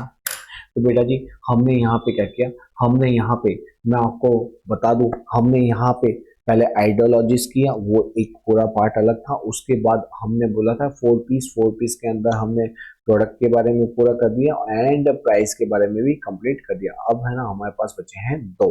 तो चलो आगे भी हम देखते हैं, मजा आ रहा है कि नहीं आ रहा, फटाफट क्विक रिवीजन हो रहा है ना। तो बेटा जी चलो शुरू करते हैं आगे का ये वीडियो। तो वो है प्लेस के ऊपर, किसके ऊपर है, तो बेटा जी हमने क्या किया, अब तक हमने है ना इसके अंदर जो टोटल मार्केटिंग मिक्स में 4 टॉपिक थे, हाँ जी 4 टॉपिक में से हमने 2 टॉपिक खत्म कर दिए। वो कौन सा था, प्रोडक्ट के अंदर हमने क्या देखा, लेबलिंग, ब्रांडिंग, पैकेजिंग देख लिया जी, हाँ जी। फिर हमने देखा प्राइस के अंदर प्राइस कैसे उसके फैक्टर अफेक्टिंग होता है। फैक्टर अफेक्टिंग का मतलब कि प्राइस डिसाइड करते समय हमको कौन कौन सी चीजों का ध्यान रखना होता है, तो हमने इसके अंदर आता है फैक्टर अफेक्टिंग, तो फैक्टर अफेक्टिंग भी हमने कंप्लीट कर दिया। अब नेक्स्ट आ रहा है प्लेस का मतलब होता है डिस्ट्रीब्यूशन भी बोल सकते हैं, तो उसको प्लेस भी बोल सकते हैं।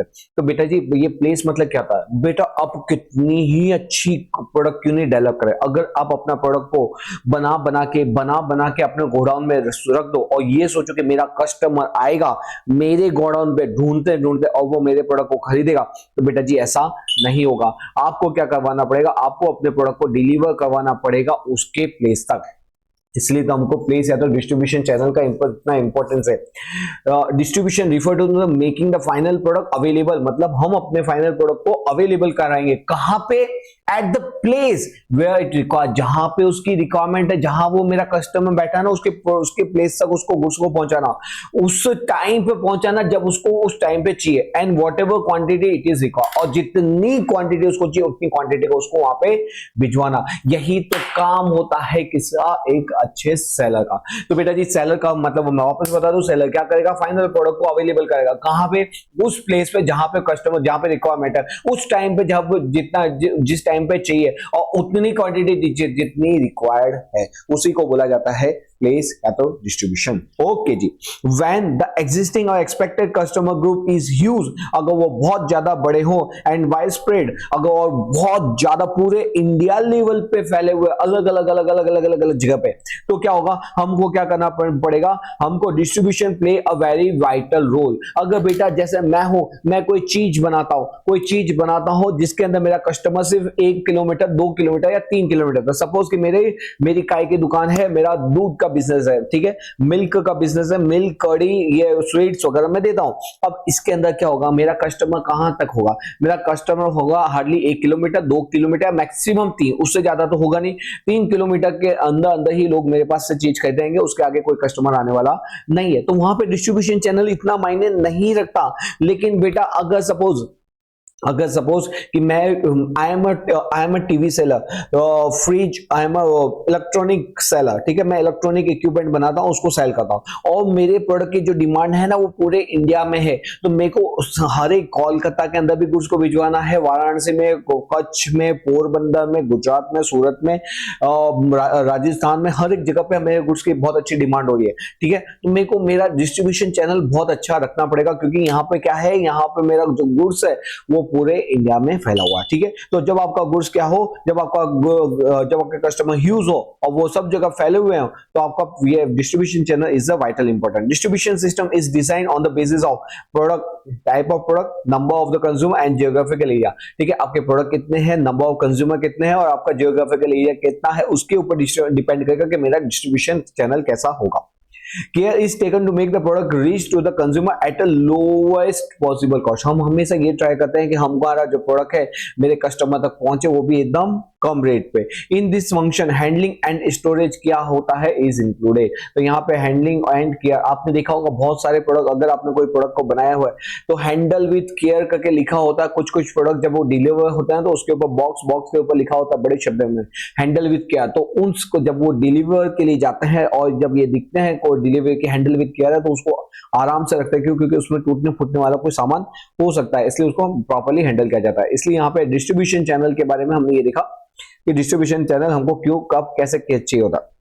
अब डिस्ट्रीब्यूशन चैनल के अंदर कौन कौन से टाइप्स होते हैं, तो टाइप्स ऑफ डिस्ट्रीब्यूशन के अंदर होता है, एक होता है डायरेक्ट सेल्स। क्या होता है डायरेक्ट सेल्स? डायरेक्ट सेल्स के अंदर हम क्या करते हैं, इसके अंदर मेरा छोटा सा बिजनेस है जहां पे लोग क्या करते हैं, जैसे मैंने आपको बताया I am the milk seller, curd sweet seller हूं मैं, तो उस सिचुएशन मेरा कस्टमर क्या होगा, हार्डली 1 किलोमीटर 2 किलोमीटर से आएगा, तो यहाँ पे मैं क्या किसी डिस्ट्रीब्यूटर को रखूंगा, नहीं जी नहीं, I will sell directly to my customer, वो डायरेक्टली हमारा कस्टमर जोड़े बिजनेस कई बच्चे, कोई एजेंट, कोई डिस्ट्रीब्यूशन चैनल ने हमारे कोई रिक्वायरमेंट होती nothing. But beta, when indirect sales is necessary, when indirect sales is necessary, when my business is little bit large, એના એ કેસની અંદર શું કરશે, શું થશે, મને ડિસ્ટ્રીબ્યુશન ચેનલની જરૂર પડશે. હવે શું થવાનું છે, first is single level distribution. Single level distribution का मतलब क्या होता है? सिंगल लेवल डिस्ट्रीब्यूशन का मतलब होता है कि प्रोड्यूसर बोलेगा कि भाई कस्टमर, मैं क्या करूंगा, मैं आपको डायरेक्टली सेल नहीं कर पाऊंगा, लेकिन मैं क्या करूंगा, रिटेलर को अपना गुड्स बेचूंगा और रिटेलर क्या करेंगे, आगे आपको गुड्स बेचेंगे. तो सिंगल लेवल के अंदर क्या होता है, यहां पे सिर्फ एक ही यहां पे क्या होगा, रिटेलर बीच में होगा जो कनेक्ट करेगा प्रोड्यूसर एंड रिटेलर को. यहां पे प्रोड्यूसर अपना पूरा गुड्स दे देगा रिटेलर को, और यहां पे क्या होगा, बहुत सारे रिटेलर होंगे. ठीक है, सपोज मेरे 10 रिटेलर है, एक अहमदाबाद में बैठा है, एक सूरत में बैठा है, जामनगर, राजकोट, वडोदरा, कच्छ, पोरबंदर और ये ऐसे करके मेरे कहां पे सभी जगह पे बैठा हुए हैं, महसाणा. ठीक है, तो ये जो प्रोड्यूसर है, ये प्रोड्यूसर अपने रिटेलर को उसकी अलग अलग टेरिटरी में दे देंगे, और वो रिटेलर क्या करेंगे, उनके एरिया में सभी को सेल करेंगे, उनके एरिया में सभी को सेल करेंगे. तो यहाँ पे क्या होता है, सिंगल लेवल के अंदर producer sell to the retailer and retailer for the sale to the consumer. Next आता है डबल लेवल डिस्ट्रीब्यूशन. बेटा जी डबल लेवल डिस्ट्रीब्यूशन में क्या होता है, ये जो प्रोड्यूसर ये जो होलसेलर है, वो जाता है और बोलता है प्रोड्यूसर को, ओ प्रोड्यूसर तू कहाँ ये रिटेलर के चक्कर में पड़ा हुआ है, तो यहाँ पे तू तेरा यहाँ पे प्रोडक्शन करेगा कि यहाँ पे हर एक रिटेलर को बेचने बैठेगा, कि अहमदाबाद वाले को बेचा है, सूरत वाले को बेचा है, उसका पैसा आया कि नहीं आया, वहां से उसका सेल क्यों कम हो रहा है, ये सब झंझटबाजी तू मत कर. तेरा काम क्या है, तू प्रोड्यूसर है. तू कौन है, प्रोड्यूसर है, तू प्रोडक्शन के ऊपर ध्यान रख. तो वो बोलेगा भाई तू समझ तो क्या नहीं, हूँ प्रोड्यूसर छू, लेकिन अगर हूँ प्रोडक्शन ऊपर ध्यान रखीस तो मारो सेल कौन करશે, बोल મને. બોલે હું છું ને તારો સેલ કરવા માટે. બોલે એટલે શું કહેવા માંગે છે, બોલે તારે શું કરવાનું છે, તારે બધું માલ શું કરવાનું, મને આપી દેવાનું, હોલસેલર બીંગ હોલसेलर ने આપી દેવાનું, હું શું કરીશ, रिटेलर ने આપીશ. ठीक है, तो यहाँ पे क्या होगा, यहाँ पे प्रोड्यूसर अपना गुड्स होलसेल पे बेचेगा. ठीक है, क्योंकि ये क्या छोटी ये इसने 10 क्वांटिटी मांगता है, वो 20 क्वांटिटी मांगता है, वो 50 क्वांटिटी, वो 100 क्वांटिटी. बोले नहीं, ये जो बल्क है ना, आपका पूरा बल्क मेरे को दे देना. मतलब वो क्या करेगा मालूम, ये होलसेल वाला, कि है ना, आपको अहमदाबाद में कोई भी रिटेलर को बेचने की जरूरत नहीं है. आपको क्या करने का, मैं आपका अहमदाबाद का होलसेलर बन जाऊंगा. क्या बन जाऊंगा, होलसेलर बन जाऊंगा. कौन से एरिया का, अहमदाबाद का. ये अहमदाबाद का होलसेलर बन गया. अब प्रोड्यूसर ने अहमदाबाद के होलसेलर को ले देगा, होलसेलर वाला अहमदाबाद में जितने भी रिटेलर है उनके साथ डील करेगा. फिर ये प्रोड्यूसर ने सूरत के में एक होलसेलर अपॉइंट कर दिया, और वो क्या करेगा, सूरत में जो होलसेलर को अपॉइंट किया हुआ है वो क्या करेगा, फर्दर रिटेलर को सेल करेगा. ठीक है, तो इन शॉर्ट उसकी माथे के ऊपर से ये हेडेक खत्म हो जाएगा कि भाई छोटे कस्टमर को मैं छोटे रिटेलर को कहां बेचने बैठूं. वो बल्क क्वांटिटी प्रोड्यूस करेगा, और बल्क का बल्क किसको दे देगा, अलग अलग होलसेलर को. तो यहाँ पे उसको फायदा क्या हो गया, यहाँ पे सपोज कि उसके 10 या तो 15 सिटीज के अंदर गुड्स बिकता है, तो वो 15 जगह पे अपना होलसेलर बैठा देगा और उन होलसेलर के साथ ही डील करेगा. तो उनको सिर्फ 15 लोगों से डील करना है. बाकी सपोज एक एरिया में अगर 10 रिटेलर हैं, तो वो होलसेलर उन रिटेलर के साथ डील करेगा. समझ गए, और रिटेलर फर्दर सेल करेंगे किधर, लोगों को. ओके जी, नेक्स्ट आता है, अगर आपका बिजनेस और ज्यादा बड़ा चला गया, अब आप ये तंग आ गए कि यार ये होलसेलर, अब मेरे पूरे इंडिया लेवल पे बिजनेस चला गया, अब मेरे होलसेलर भी इतने हो गए कि मेरे को समझ नहीं आता कि कैसे उनसे टैकल करूं. प्रोडक्शन का हेडेक भी बढ़ता जा रहा है, सेल का हेडेक भी बढ़ता जा रहा है. तो फिर वहां पे एक बंदा आता है, वो बोलता है कि भाई एक काम करता हूं, मैं आपकी प्रॉब्लम को अपने माथे रख लेता हूं. बोले मतलब कि, बोले आप क्या करो, सिर्फ और सिर्फ मैन्युफैक्चर करो. क्या करो, मैन्युफैक्चर करो, और मैन्युफैक्चर करके क्या करो, पूरा गुड्स मेरे को दे दो, पूरा का पूरा गुड्स मेरे को दे दो. मैं क्या करूंगा, आपके जितने भी होलसेलर हैं ना, जहां पे भी है, सबके साथ डील करूंगा. मतलब क्या हुआ, मैन्युफैक्चरर का काम सिर्फ और सिर्फ प्रोडक्शन का रह जाता है, एजेंट का काम सेलिंग का हो जाता है. एजेंट किसको सेल करेगा, होलसेलर. होलसेलर किसको सेल करेगा, रिटेलर. और रिटेलर किसको सेल करेगा, कंज्यूमर. तो बेटा जी ये होता है 3 लेवल डिस्ट्रीब्यूशन सिस्टम. ठीक है। तो डिस्ट्रीब्यूशन सिस्टम सबसे सिंपलेस्ट और सबसे छोटा था। डिस्ट्रीब्यूशन के अंदर हमने क्या देखा, डिस्ट्रीब्यूशन के अंदर हमने यही देखा हुआ है कि कैसे हम अपने प्रोडक्ट को अवेलेबल करवाएंगे, प्लेस जहां पे रिक्वायर है, टाइम जब चाहिए, और जितनी क्वांटिटी वहां पे हमको अवेलेबल करा, उसी को बोलते हैं हम डिस्ट्रीब्यूशन। क्या बोलते हैं, डिस्ट्रीब्यूशन। और डिस्ट्रीब्यूशन किसके ऊपर डिपेंड करता है, वो डिपेंड करता है हमारा जो प्रोडक्ट का जो सेल एरिया है वो कितना है। अगर हमारा सेल एरिया बहुत ज्यादा बड़ा है तो ही वो डिस्ट्रीब्यूशन की जरूरत होगी, अदरवाइज डिस्ट्रीब्यूशन चैनल की जरूरत नहीं होती। डिस्ट्रीब्यूशन के अंदर अलग अलग टाइप्स होते हैं, तो इसके अंदर बेसिकली 2 टाइप्स है, एक होता है डायरेक्ट सेल, दूसरा होता है इनडायरेक्ट सेल। डायरेक्ट सेल के अंदर क्या होता है, डायरेक्ट सेल के अंदर भी directly sell to the consumer. Indirect sales के अंदर क्या होता है, बीच में कौन होगा, बीच में एक लेयर होती है, उस लेयर को क्या बोला जाता है, रिटेलर। क्या बोला जाता है, रिटेलर। प्रोड्यूसर सेल करेगा, बेचेगा किसको, रिटेलर। रिटेलर किसको देगा, कंज्यूमर। हमारा बिजनेस और बड़ा, हमने बोला कि रिटेलर, अब मेरे बहुत ज्यादा रिटेलर हो रहे हैं, अब मैं रिटेल में माल नहीं बेचूंगा, अब मैं किसको माल बेचूंगा, होलसेलर को। वो होलसेलर को अपॉइंट करेगा, होलसेलर क्या करेंगे, फर्दर सेल करेंगे रिटेलर को, रिटेलर कंज्यूमर को। फिर और ज्यादा बिजनेस बड़ा हो गया, होलसेलर भी बहुत ज्यादा हो गया, बोला कि नहीं अब होलसेलर को भी पिक्चर में सेट आओ, हम किसको अपॉइंट करेंगे, हम एजेंट को, जिसको बोला जाता है सोल सेलिंग एजेंट भी बोला जाता है। आपने कभी Amazon या तो फ्लिपकार्ट से कोई मोबाइल सेल परचेस किया होगा ना, Amazon या फ्लिपकार्ट से, तो उसके अंदर कोई पर्टिकुलर मोबाइल है, सपोज 1 माइनस करके मोबाइल है, क्या है 1 माइनस करके, ठीक है, वो मोबाइल सुनाई होगा आपने। तो 1 माइनस कंपनी क्या बोलती है कि भाई वो Amazon को बोलती है भाई Amazon तो इसके ऊपर सेल कर। अब Amazon वाला पता है वहां पे लिख के देता है कि sole right is with Amazon, समझे ना। तो वो उसका पूरा का पूरा सेलिंग पावर किसके पास है, Amazon के पास है, और कोई के पास नहीं, ना फ्लिपकार्ट के पास होगा, ना कोई और ऑनलाइन कंपनी के पास होगा, ना ही कोई रिटेलर के पास ये मोबाइल अवेलेबल होगा। इसी तो बोलते हैं एजेंट को अपॉइंट करना। मतलब क्या होता है, ये जो प्रोड्यूसर है वो गुड्स किसको दे देता है, एजेंट को दे देता है। एजेंट फिर डिसाइड करता है कौन कौन सा होलसेलर को देना, और होलसेलर फर्दर सेल करता है रिटेलर को, रिटेलर सेल करता है कंज्यूमर को। ठीक है जी।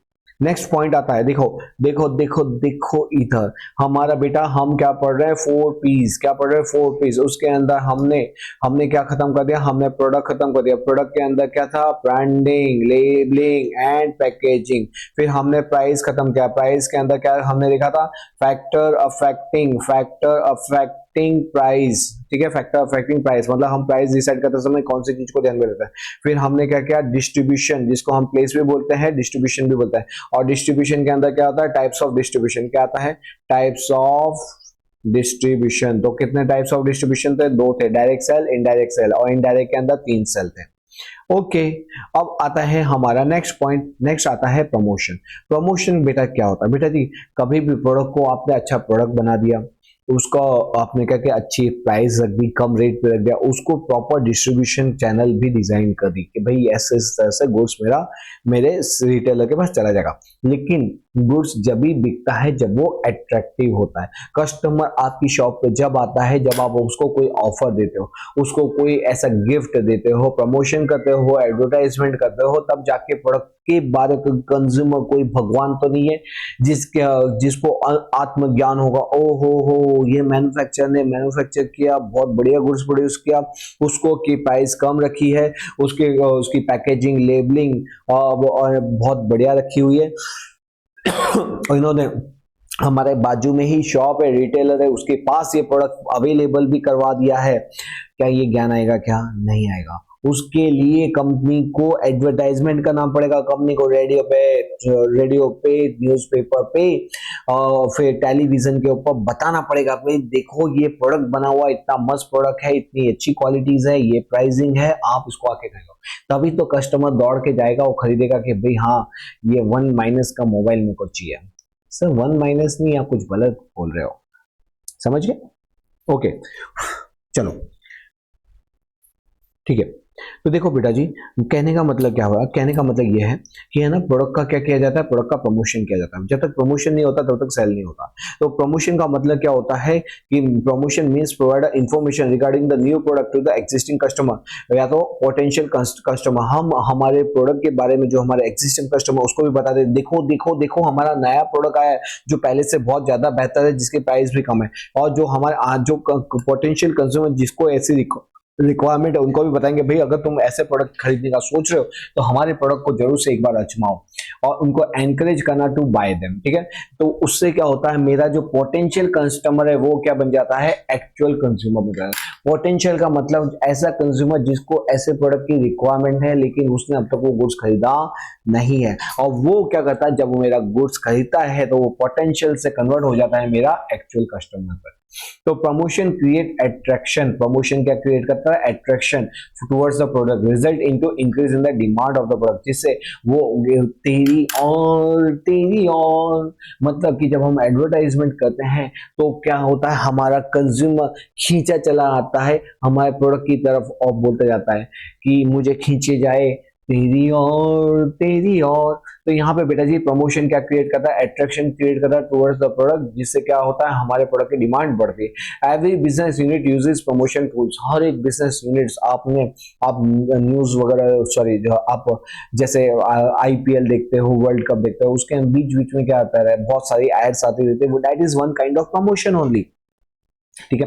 तो promotion mix is design after considering the attitude of consumers of purchase, nature of the product, price of the product, इन सब चीजों को ध्यान में रख के क्या किया जाता है, हमारा product mix, promotion mix decide किया जाता है। क्या किया जाता है प्रमोशन में, बेटा जी एक चीज याद रखना, अगर अगर अगर अगर बेटा अगर पूछा जाएगा मार्केटिंग मिक्स, क्या होगा, मार्केटिंग मिक्स, अगर मार्केटिंग मिक्स पूछा जाएगा तो इसके अंदर क्या आएगा, इसके अंदर आएगा प्रोडक्ट,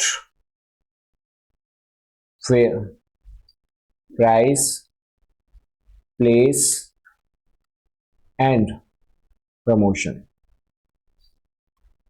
ठीक है।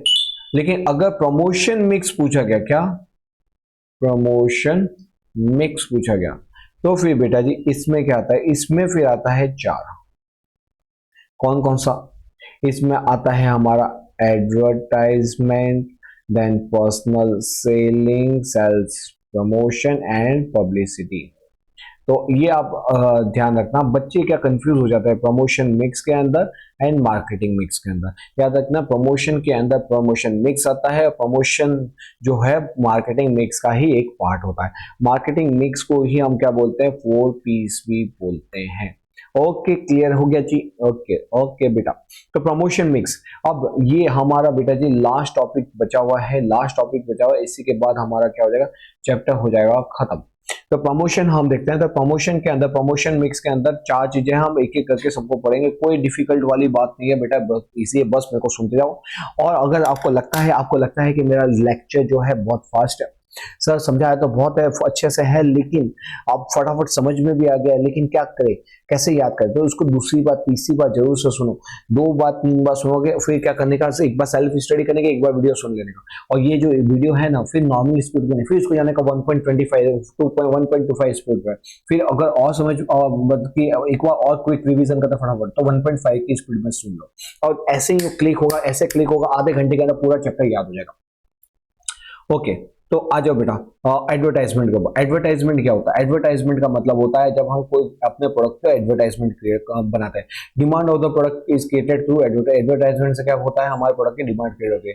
Producer uses different medium to advertise product और सर्विसेज, लाइक हम क्या करते हैं, TV, radio, dailies, magazines, internet के थ्रू क्या करते हैं, प्रोडक्ट का एडवर्टाइजमेंट करते हैं। अब ये रोल और फंक्शन ऑफ एडवर्टाइजमेंट, बेटा जी ये एडवर्टाइजमेंट करता क्या है, एडवर्टाइजमेंट का रोल क्या है, ये क्रिएट करता है डिमांड। एडवर्टाइजमेंट से क्या होता है, लोग देखते हैं वाओ क्या प्रोडक्ट है, वाओ क्या डिजाइन है, अरे इसमें ये फीचर्स है, चलो इसकी प्रोडक्ट को खरीदते हैं। मतलब क्या होता है, एडवर्टाइजमेंट देख के हम अट्रैक्ट होते हैं टुवर्ड्स द प्रोडक्ट, हम उसके चीजों को प्रोडक्ट को परचेज करते हैं, मतलब इट क्रिएटेड डिमांड।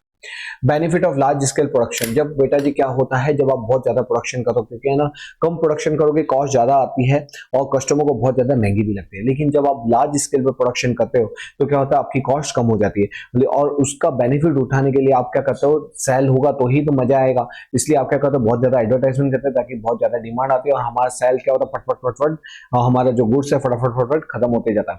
ठीक है, तो जब आपको लार्ज स्केल प्रोडक्शन का बेनिफिट लेना हो तो आप क्या करते हो, बहुत ज्यादा एडवर्टाइजमेंट करते हो। नेक्स्ट आता है प्रोडक्ट अवेयरनेस। हम एडवर्टाइजमेंट इसलिए करते हैं ताकि लोगों को मालूम पड़ सके कि हम ये प्रोडक्ट बनाते हैं जिसके अंदर ये क्वालिटी है, ये इतने फीचर्स है, तो यही तो बताया जाता है, लोगों को अवेयर करवाया जाता है।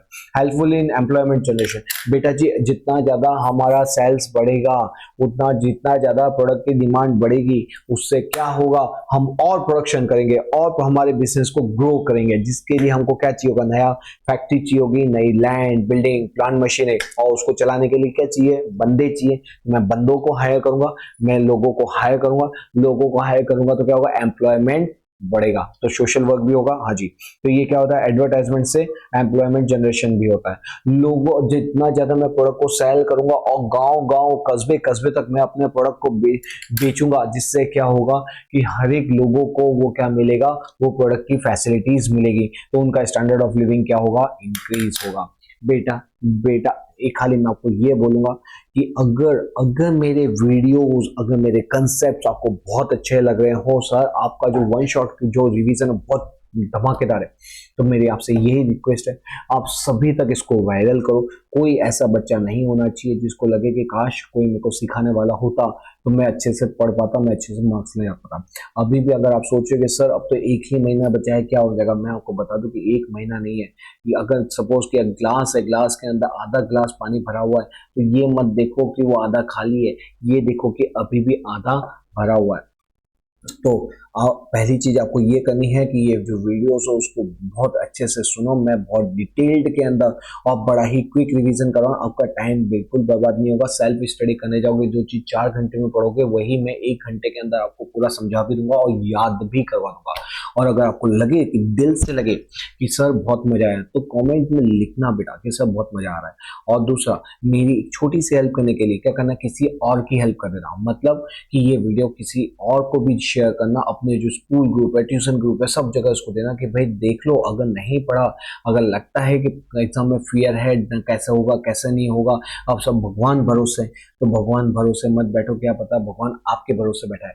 मतलब क्या है कि आप ये वीडियो उन सब बच्चों के साथ शेयर करो ताकि उनको भी एक कॉन्फिडेंस बिल्डअप हो, उनको भी एक उम्मीद जगे, वो भी ये बोले कि हाँ अब मुझसे मैं भी करके दिखाऊंगा। ठीक है, तो चलो हम अपने वीडियो को कंटिन्यू करते हैं। तब तक मैं आपको मेरे को वादा करना कि सर मैं आपका वीडियो शेयर जरूर से करूंगा। ठीक है, ओके जी, ओके, ठीक है, नेकी करो और नेकी पाओ। तो देखो बेटा जी, role and function of advertisement में क्या करते हैं, हमने क्या क्या क्या कंप्लीट किया, हमने यहाँ तक पहुंचे थे। उसके बाद आता है maintenance of quantum of sales. हम अपने सेल्स को बनाए रखने के लिए, आपने देखा होगा कितनी बार जो कंपनीज है ना, जैसे मैगी, ठीक है, 2 मिनट में मैगी मैगी मैगी, अब मैगी का सेल देखोगे ना तो हर एक नुक्कड़ के अंदर, हर एक जहाँ पे भी कहीं पे भी घूमने जाओगे तो वहां सब जगह मैगी मैगी मैगी मैगी बिक रही है। ठीक है, मैगी अच्छी है कि नहीं वो तो आप खुद ही जानते हो, लेकिन कहने का मतलब क्या है कि मैगी वाले को कोई सेल करने की जरूरत नहीं है, लेकिन फिर भी आप उसके प्रोडक्ट का हर साल हर बार उसका एडवर्टाइजमेंट आप टीवी में देखोगे ही देखोगे। तो ये होगा कि सर उसको एडवर्टाइजमेंट करने की जरूरत क्या है, अरे तू क्यों फालतू में तेरे करोड़ों रुपए खर्च करा है एडवर्टाइजमेंट में, तेरा सेल तो ऑलरेडी ऐसे धमाकेदार हो रहा है। क्यों? क्योंकि वो चाहता है कि प्रोडक्ट मेरा जो प्रोडक्ट है बार बार बार बार बार बार लोग देखते रहे, जिससे वो ये कभी ना भूले कि 2 मिनट में इंस्टेंट मैगी, और वो मेरी ही प्रोडक्ट को खरीदते रहे खरीदते रहे खरीदते रहे। मतलब क्या है, हमारे प्रोडक्ट का सेल का क्वांटम के सेल्स का क्वांटम को मेंटेन रखने के लिए, कि अगर मेरा हर साल सपोज 10,000 करोड़ रुपए का सेल होता है, 10,000 करोड़ रुपए का सेल होता है, बहुत ज्यादा तो नहीं लिख देना, हो जाएगा। तो सपोज मैं एज्यूम करता हूँ, चलो 10,000 एक 10 करोड़ का सेल होता है, कितना का, 10 करोड़ का, तो हर साल ये सेल कभी डाउन जाए ही नहीं, और हर साल ये लेवल मेंटेन रहे, उससे ऊपर जाए लेकिन इससे नीचे आए ही नहीं। इसके लिए भी मैं क्या करता हूँ, एडवर्टाइजमेंट करता हूँ। ठीक है, तो ये क्या थे बेटा जी, ये थे रोल या तो फंक्शन ऑफ एडवर्टाइजमेंट। फटाफट रोल और फंक्शन ऑफ एडवर्टाइजमेंट के अंदर हमने क्या देखा कि यहाँ पे इससे हमको क्या होता है, हमारी डिमांड क्रिएट होती है, लार्ज स्केल पर प्रोडक्शन का हमको बेनिफिट मिल पाता है, क्योंकि प्रोडक्शन के लिए सेल नहीं हुआ तो इसलिए तो हम क्या करते हैं, प्रोडक्शन ज्यादा करते हैं और उसको बेचने के लिए एडवर्टाइजमेंट करते हैं, लोगों को अवेयरनेस पहुंचाते हैं हमारे प्रोडक्ट के बारे में। ये जो है एम्प्लॉयमेंट जनरेशन में मदद करता है, लोगों के स्टैंडर्ड ऑफ लिविंग को सुधारता है, एंड क्वांटम ऑफ सेल्स को भी क्या करता है, मेंटेन रखता है।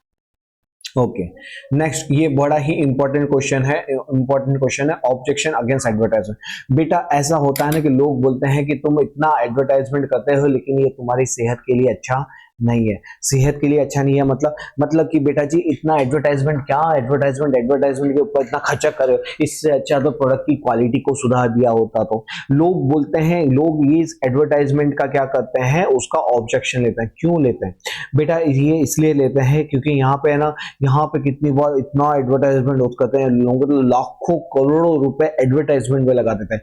ये क्या होता है, ये अननेसेसरी एक्सपेंडिचर होता है। और वो अननेसेसरी एक्सपेंडिचर वो हीरो हीरोइंस, इवन कितनी बार तो बॉलीवुड स्टार्स, फिर हॉलीवुड स्टार्स, उनको लाके खड़ा करेंगे, उनसे एडवर्टाइजमेंट करेंगे 5 रुपए में केसर का दम। ठीक है, तो ऐसे फालतू फालतू एडवर्टाइजमेंट करवाएंगे। तो इससे क्या होता है बेटा जी, वो हीरो हीरोइंस का फोकट में केसर का दम के ऐड करने आ रहे नहीं, वो ले रहे हैं करोड़ों रुपए। आपको 5 रुपए देने के लिए उनके पीछे करोड़ों रुपए खर्चा करें, जिसका वो पैसे वसूल कहां से करेंगे? वो कस्टमर से ही तो करते हैं। अगर वो कस्टमर से पैसे वसूल करते हैं, ठीक है, तो क्या होता है, हमारे प्रोडक्ट की प्राइस बढ़ती है। इवन वो चड्डी और गंजी, उसका एडवर्टाइजमेंट भी हीरो हीरोइन से करवाते हैं। ठीक है, कौन सी चड्डी और कौन सी गंजी का एडवर्टाइजमेंट हीरो हीरोइन से करवाते हैं, मेरे को बताना जरा। ये अंदर की बात है। रूपा फ्रंटलाइन, तो बेटा जी ऐसी बहुत सारी कंपनियां हैं जो मतलब कि अपने गुड्स को किसके थ्रू लॉन्च करवाती है, तो एडवर्टाइजमेंट करवाती है, बड़े बड़े सुपरस्टार्स, बॉलीवुड स्टार्स उनके साथ करवाती है, जिससे क्या होता है, उनके पास करोड़ों रुपए उनको खर्चने पड़ते हैं। लेकिन उससे क्या होता है कि वो हमारे हीरो हीरोइन है, उसको देख के अच्छा ये एडवर्टाइजमेंट करा तो अच्छा ही होगा, और हम उनका चीज खरीदने लगते हैं, और हम उनकी चीज खरीदने लगते हैं बीइंग अ फॉलोवर। तो उन कंपनियों का सेल्स बढ़ता है और उनकी इनकम बढ़ती है। लेकिन एक चीज समझना, अगर उनको करोड़ों रुपए दे रहे हैं तो वो वसूल तो कहां से करे होंगे? उस प्राइस में से ही करे होंगे। तो वो इनडायरेक्टली उनका खर्चा कौन उठा रहा है? हम कस्टमर उठा रहे हैं। ठीक है, तो इन शॉर्ट कहने का मतलब ये हुआ कि एडवर्टाइजमेंट से क्या होता है, अननेसेसरी एक्सपेंडिचर क्या होता है, बढ़ने लगता है। यहाँ पे है ना, inferiority complex between the different class of people. बेटा जी यहाँ पे क्लास ऑफ पीपल मतलब कि जैसे सपोज कि 5 दोस्त खड़े हैं, और एक दोस्त के पास क्या है, रियलमी, रेडमी, वीवो, सैमसंग है, और एक फ्रेंड के पास क्या है, वो निकाल के घूम रहा, अरे अपने पास तो 17 प्रो मैक्स है। तो ये क्या होता है, जो बाकी के जो 4 लोग हैं, इससे क्या फील करते हैं, इंफीरियरिटी कॉम्प्लेक्स फील करते हैं। तो ज्यादा एडवर्टाइजमेंट से क्या होता है, अगर बहुत ज्यादा महंगा गुड्स कोई किसी के पास आता है, तो दूसरे लोगों को उससे क्या होता है, इंफीरियरिटी कॉम्प्लेक्स होता है। Next, advertisement is expensive activity. ये तो मैंने आपको बताया था। इससे मैंने आपको ये भी बताया था कि जो एडवर्टाइजमेंट से क्या होता है, जो करोड़ों रुपए उनको दिए तो वो कहां से वसूल करेंगे, तो वो हमसे वसूल करते हैं, जिससे क्या होता है, प्रोडक्ट की प्राइस क्या हो जाती है, महंगी हो जाती है। प्रोडक्ट की प्राइस क्या हो जाती है, महंगी हो जाती है, तो प्राइस हाई हो जाती है। फिर नेक्स्ट आता है inferior, many times inferior advertisement is used. मतलब कितनी बार क्या करते हैं, चड्डी पे गड्डी ऑफर। अरे चड्डी खरीदने पर गड्डी ऑफर कैसे होगा? लेकिन क्या करते हैं, ऐसे फालतू के एडवर्टाइजमेंट भी करते रहते हैं। Inferiority advertisement is used. वे goods for sub standard quality also is being sold. कितनी बार क्या होता है कि गुड्स कौन सी क्वालिटी का होता है, सब स्टैंडर्ड क्वालिटी का होता है, उसको सेल आउट करते हैं बाय क्रिएटिंग एडवर्टाइजमेंट। मतलब कि इसको पियो, उसको पीते ही आपके शरीर में आएगा करंट, और आप लड़की को बैठा के सीधा पहुंच जाके जूम करके सीधा मूवी देखने के लिए। क्या ऐसा होता है क्या? कोई चीज को ड्रिंक करने से अंदर शरीर में करंट आता है और आप क्या ऐसे जूम करते हुए 50-100 के स्पीड में करके भागते हो? नहीं, ऐसा नहीं होता। तो ये क्या होता है कि यहाँ पे the sub standard quality is being sold by creating attractive advertisement. मतलब कि एडवर्टाइजमेंट जो दिखाते हैं एक हीरो को एकदम सिगरेट का सुट्टा मारते हुए, और बोलते हैं कि इसको पीते क्या होता है, मैन एक माचो मैन बन जाता है। अरे क्या बात करें, क्या फालतू एडवर्टाइजमेंट है। मतलब क्या होता है, एक तो चीजों के अंदर सब स्टैंडर्ड क्वालिटीज यूज की जाती है, बोगस एडवर्टाइजमेंट क्रिएट हो, मतलब बोगस चीजों के अट्रैक्टिव एडवर्टाइजमेंट करा के उनको बताया जाता है ताकि लोग उन पे ज्यादा अट्रैक्ट हों। Very often consumer get information regarding the bidi, cigarette, liquor, chewing tobacco. ठीक है, 5 रुपए में केसर का दम, ऐसे फालतू एडवर्टाइजमेंट को दिखा के लोग क्या होता है, खासकर तुम्हारी जैसी जनरेशन जो समझती नहीं कोई चीज को, और वो क्या करती है, वो इन चीजों की एडिक्टेड हो जाती है। बेटा जी आउट ऑफ द सब्जेक्ट, मुझे मालूम है कि ये टाइम नहीं है इस चीज का, लेकिन मैं सिर्फ 1 मिनट आपका लूंगा। देखो, ऐसी कोई भी चीज जो आप जो कंज्यूम कर रहे हो, बीड़ी, सिगरेट, गुटखा, तंबाकू, कुछ भी हो, जो ऐसी चीज जो आपको आपके माँ बाप से, आपके मम्मी पापा से, अपने रिलेटिव से छुप के पीना पड़ता है, खाना पड़ता है, मतलब कि समझ लो कि उसमें कुछ ना कुछ प्रॉब्लम होगी, वो आपको लॉन्ग टर्म में बर्बाद कर देगा। ऐसी हर कोई चीज करो, मैं बोल रहा लाइफ में हर चीज करो, लेकिन कौन सी, जो आप अपने मम्मी पापा के सामने बैठ के कर सकते हो, लेकिन जो आपको क्या हो, छुप के करनी पड़ते हो, छुपके से पीना पड़ता हो, छुपके से खाना पड़ता, कोई दिख ना लो, ये हमेशा डर है। ऐसे कोई भी काम या ऐसी कोई भी चीज या एक्टिविटी में इन्वॉल्व नहीं होने का। ओके, तो बेटा जी मैं आपको ये बोल रहा था कि यहाँ पे ये जो है ना, ये फालतू की जो एडवर्टाइजमेंट को एट्रैक्टिव बना के लोगों को उसका एडिक्टेड बना दिया जाता है। पहले हम इसको चीजों को खरीदते हैं, इसके लिए पैसे पे करते हैं, फिर बाद में क्या होता है, after using it 15 year 20 year, हम वापस से पैसे खर्च करते हैं इस एक्टिविटी को हटाने के लिए, मतलब इससे अनएडिक्टेड होने के लिए। एडवर्टाइजमेंट बाय वन कंपनी, अगर एक कंपनी एडवर्टाइजमेंट करती है तो दूसरी कंपनी बोलेगी भाई मेरा प्रोडक्ट अगर लोग भूल नहीं जाएंगे तो मेरे को भी एडवर्टाइजमेंट करना पड़ेगा, मतलब एक का देखे देखी दूसरी कंपनी को भी फोर्सली कंपल्सरीली उसको एडवर्टाइजमेंट करना पड़ता है, तो इसके कारण क्या होता है, सभी प्रोडक्ट महंगे हो जाते हैं। और यहाँ पे एडवर्टाइजमेंट को क्या होता है, एग्जैगरेटेड करके बताया जाता है जिससे कंज्यूमर के साथ क्या होती है, चीटिंग होती है, जिससे कंज्यूमर के साथ क्या होती है, चीटिंग होता है। बहुत ही मजेदार, बहुत ही अच्छा टॉपिक था, 3 नंबर के ऊपर आता है, बड़ा ही छाप के आना है, क्या कहना है, छाप के आना है।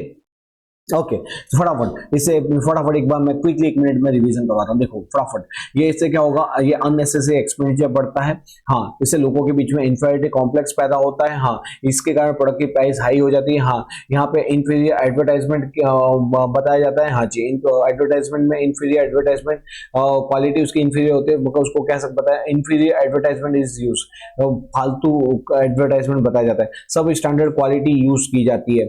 और फिर उसके बाद सिगरेट, लीकर, जो ऐसे प्रोडक्ट है जो हमको कंज्यूम नहीं करना चाहिए, वैसे प्रोडक्ट को हमको एडिक्टेड करवा दिया जाता है। फिर यहाँ पे एडवर्टाइजमेंट कंपनी क्या करती है, एक कंपनी एडवर्टाइजमेंट करती है जो फोर्स करती है अदर एडवर्टाइजमेंट कंपनी को कि वो भी क्या करे, एडवर्टाइजमेंट करे। यहाँ पे लोगों चीजों को इतना एग्जैगरेटेड बता दिया जाता है कि 5 रुपए में केसर का दाम, बेटा जी केसर का भाव देखा है कभी, जाके पूछना केसर कितने में मिलती है, फिर मालूम पड़ेगा 5 रुपए में केसर का दाम कैसा मिलेगा। दाने दाने में इलायची का स्वाद, इलायची का प्राइस पूछो, फिर मालूम पड़ेगा दाने दाने में इलायची कैसे मिल रही है। तो चीजों को एग्जैगरेटेड करके बताया जाता है, जिससे लोगों के साथ क्या होती है, चीटिंग होती है विद द कंज्यूमर। ये बेटा जी क्या हुआ, ये हमारा एडवर्टाइजमेंट खत्म हुआ। देखो हम क्या कर रहे हैं, हम कर रहे हैं प्रमोशन मिक्स, उसके अंदर हमने देखा एडवर्टाइजमेंट। अब हम आते हैं पर्सनल सेलिंग। पर्सनल सेलिंग का मतलब क्या होता है, पर्सनल सेलिंग का मतलब जैसे आप कभी गाड़ी खरीदने जाते हो, 2 व्हीलर 4 व्हीलर, तो वहां पे एक बंदा होता है जो आपको उस गाड़ी की पूरी इंफॉर्मेशन देता है। जैसे आप क्या खरीदने जाते हो, मोबाइल खरीदने जाते हो, तो वहां पे भी क्या होता है, पर्सनल सेलिंग होता है। तो पर्सनल सेलिंग का मतलब क्या होता है कि ऐसा बंदा, ऐसा सेलर जो प्रोडक्ट के बारे में पूरी इंफॉर्मेशन दे रहा है, हमारे सारे क्लियर डाउट्स कर रहा है, हमको प्रोडक्ट का डेमोन्स्ट्रेशन करके दे रहा है, हमको प्रोडक्ट के अवेयरनेस करवा रहा है, हमारा प्रेफरेंस के हिसाब से हमको प्रोडक्ट के चीजों बताए, उसी को तो बोला जाता है पर्सनल सेलिंग। ठीक है, through the personal selling the business unit create definite type of relationship with the consumer. यहाँ पे पर्सनल सेलिंग से ही क्या होता है, हमारे डेफिनेट प्रकार की डिमांड क्रिएट होती है। ओके, अब देखो हमारा characteristics of a good salesman. बेटा जी ये इंपॉर्टेंट क्वेश्चन 2 से 3 नंबर के अंदर आता है, 2 से 3 नंबर में आता है कैरेक्टरिस्टिक्स ऑफ एक अच्छा सेल्समैन कैसा होना चाहिए। बेटा इस दुनिया में, ध्यान से सुन ले, इस दुनिया में जितने जितने अच्छे वर्ड्स हैं सबके सब यहाँ पे चिपका देना। मतलब एक गुड सेल्समैन कैसा होना चाहिए, smart, interactive, physical fit, honest, good in communication, intelligent, efficient, good character, sincere, regular. अरे क्या मेरे को क्या शादी करनी है उससे, लेकिन ठीक है। अब उसने बोला कि गुड सेल्समैन कैसा होना चाहिए, तो गुड सेल्समैन ऐसा होना चाहिए। आगे सुनते हैं, अभी तो है नहीं, अभी तो चालू ही हुआ है। Enthusiastic, discipline, ambitious, behaviour wise good होना चाहिए। अभी भी चालू ना, अभी भी हम मिडल में आए। और कैसा होना चाहिए, उसके पास पूरी इंफॉर्मेशन होनी चाहिए अबाउट द प्रोडक्ट। और अभी और सुनो, एबिलिटी टू टॉक होना चाहिए, प्रेजेंटिंग द प्रोडक्ट, कैसे उसको प्रोडक्ट को प्रेजेंट किया जाता है, and ability to convince the consumer, और कंज्यूमर को कन्विंस करने का पावर, कि वो अगर ये भाई साहब अगर जहर बेच रहे हैं तो उसके पास पावर होना चाहिए सामने वाले को जहर भी चिपका के आए, जहर भी सेल करवा के आए, तो उसे ही हम बोलते हैं गुड सेल्समैन। ऐसा नहीं है, किसी को जहर नहीं देना हमको, ठीक है, just matter of job. Okay, तो नेकी करो नेकी पाओ, ये काम हमको लाइफ में एक ही चीज याद रखनी है। ओके बेटा जी, तो ये क्या था हमारा एडवर्टाइजमेंट एंड पर्सनल सेलिंग के ऊपर क्या था difference of personal selling and advertisement के ऊपर। ठीक है, नेक्स्ट क्वेश्चन आ जाओ। नेक्स्ट क्वेश्चन क्या है, सेल्स प्रमोशन क्या है, सेल्स प्रमोशन। बेटा जी सेल्स प्रमोशन क्या होता है, सेल्स प्रमोशन मतलब क्या होता है, सेल्स प्रमोशन मतलब ऐसी तरकीब, ऐसी रीत जिससे कि अगर अर्धमरा मुर्दा भी इंसान हो ना, वो भी वो चीज को सुन के वो भी सेलिंग के लिए चले जाए।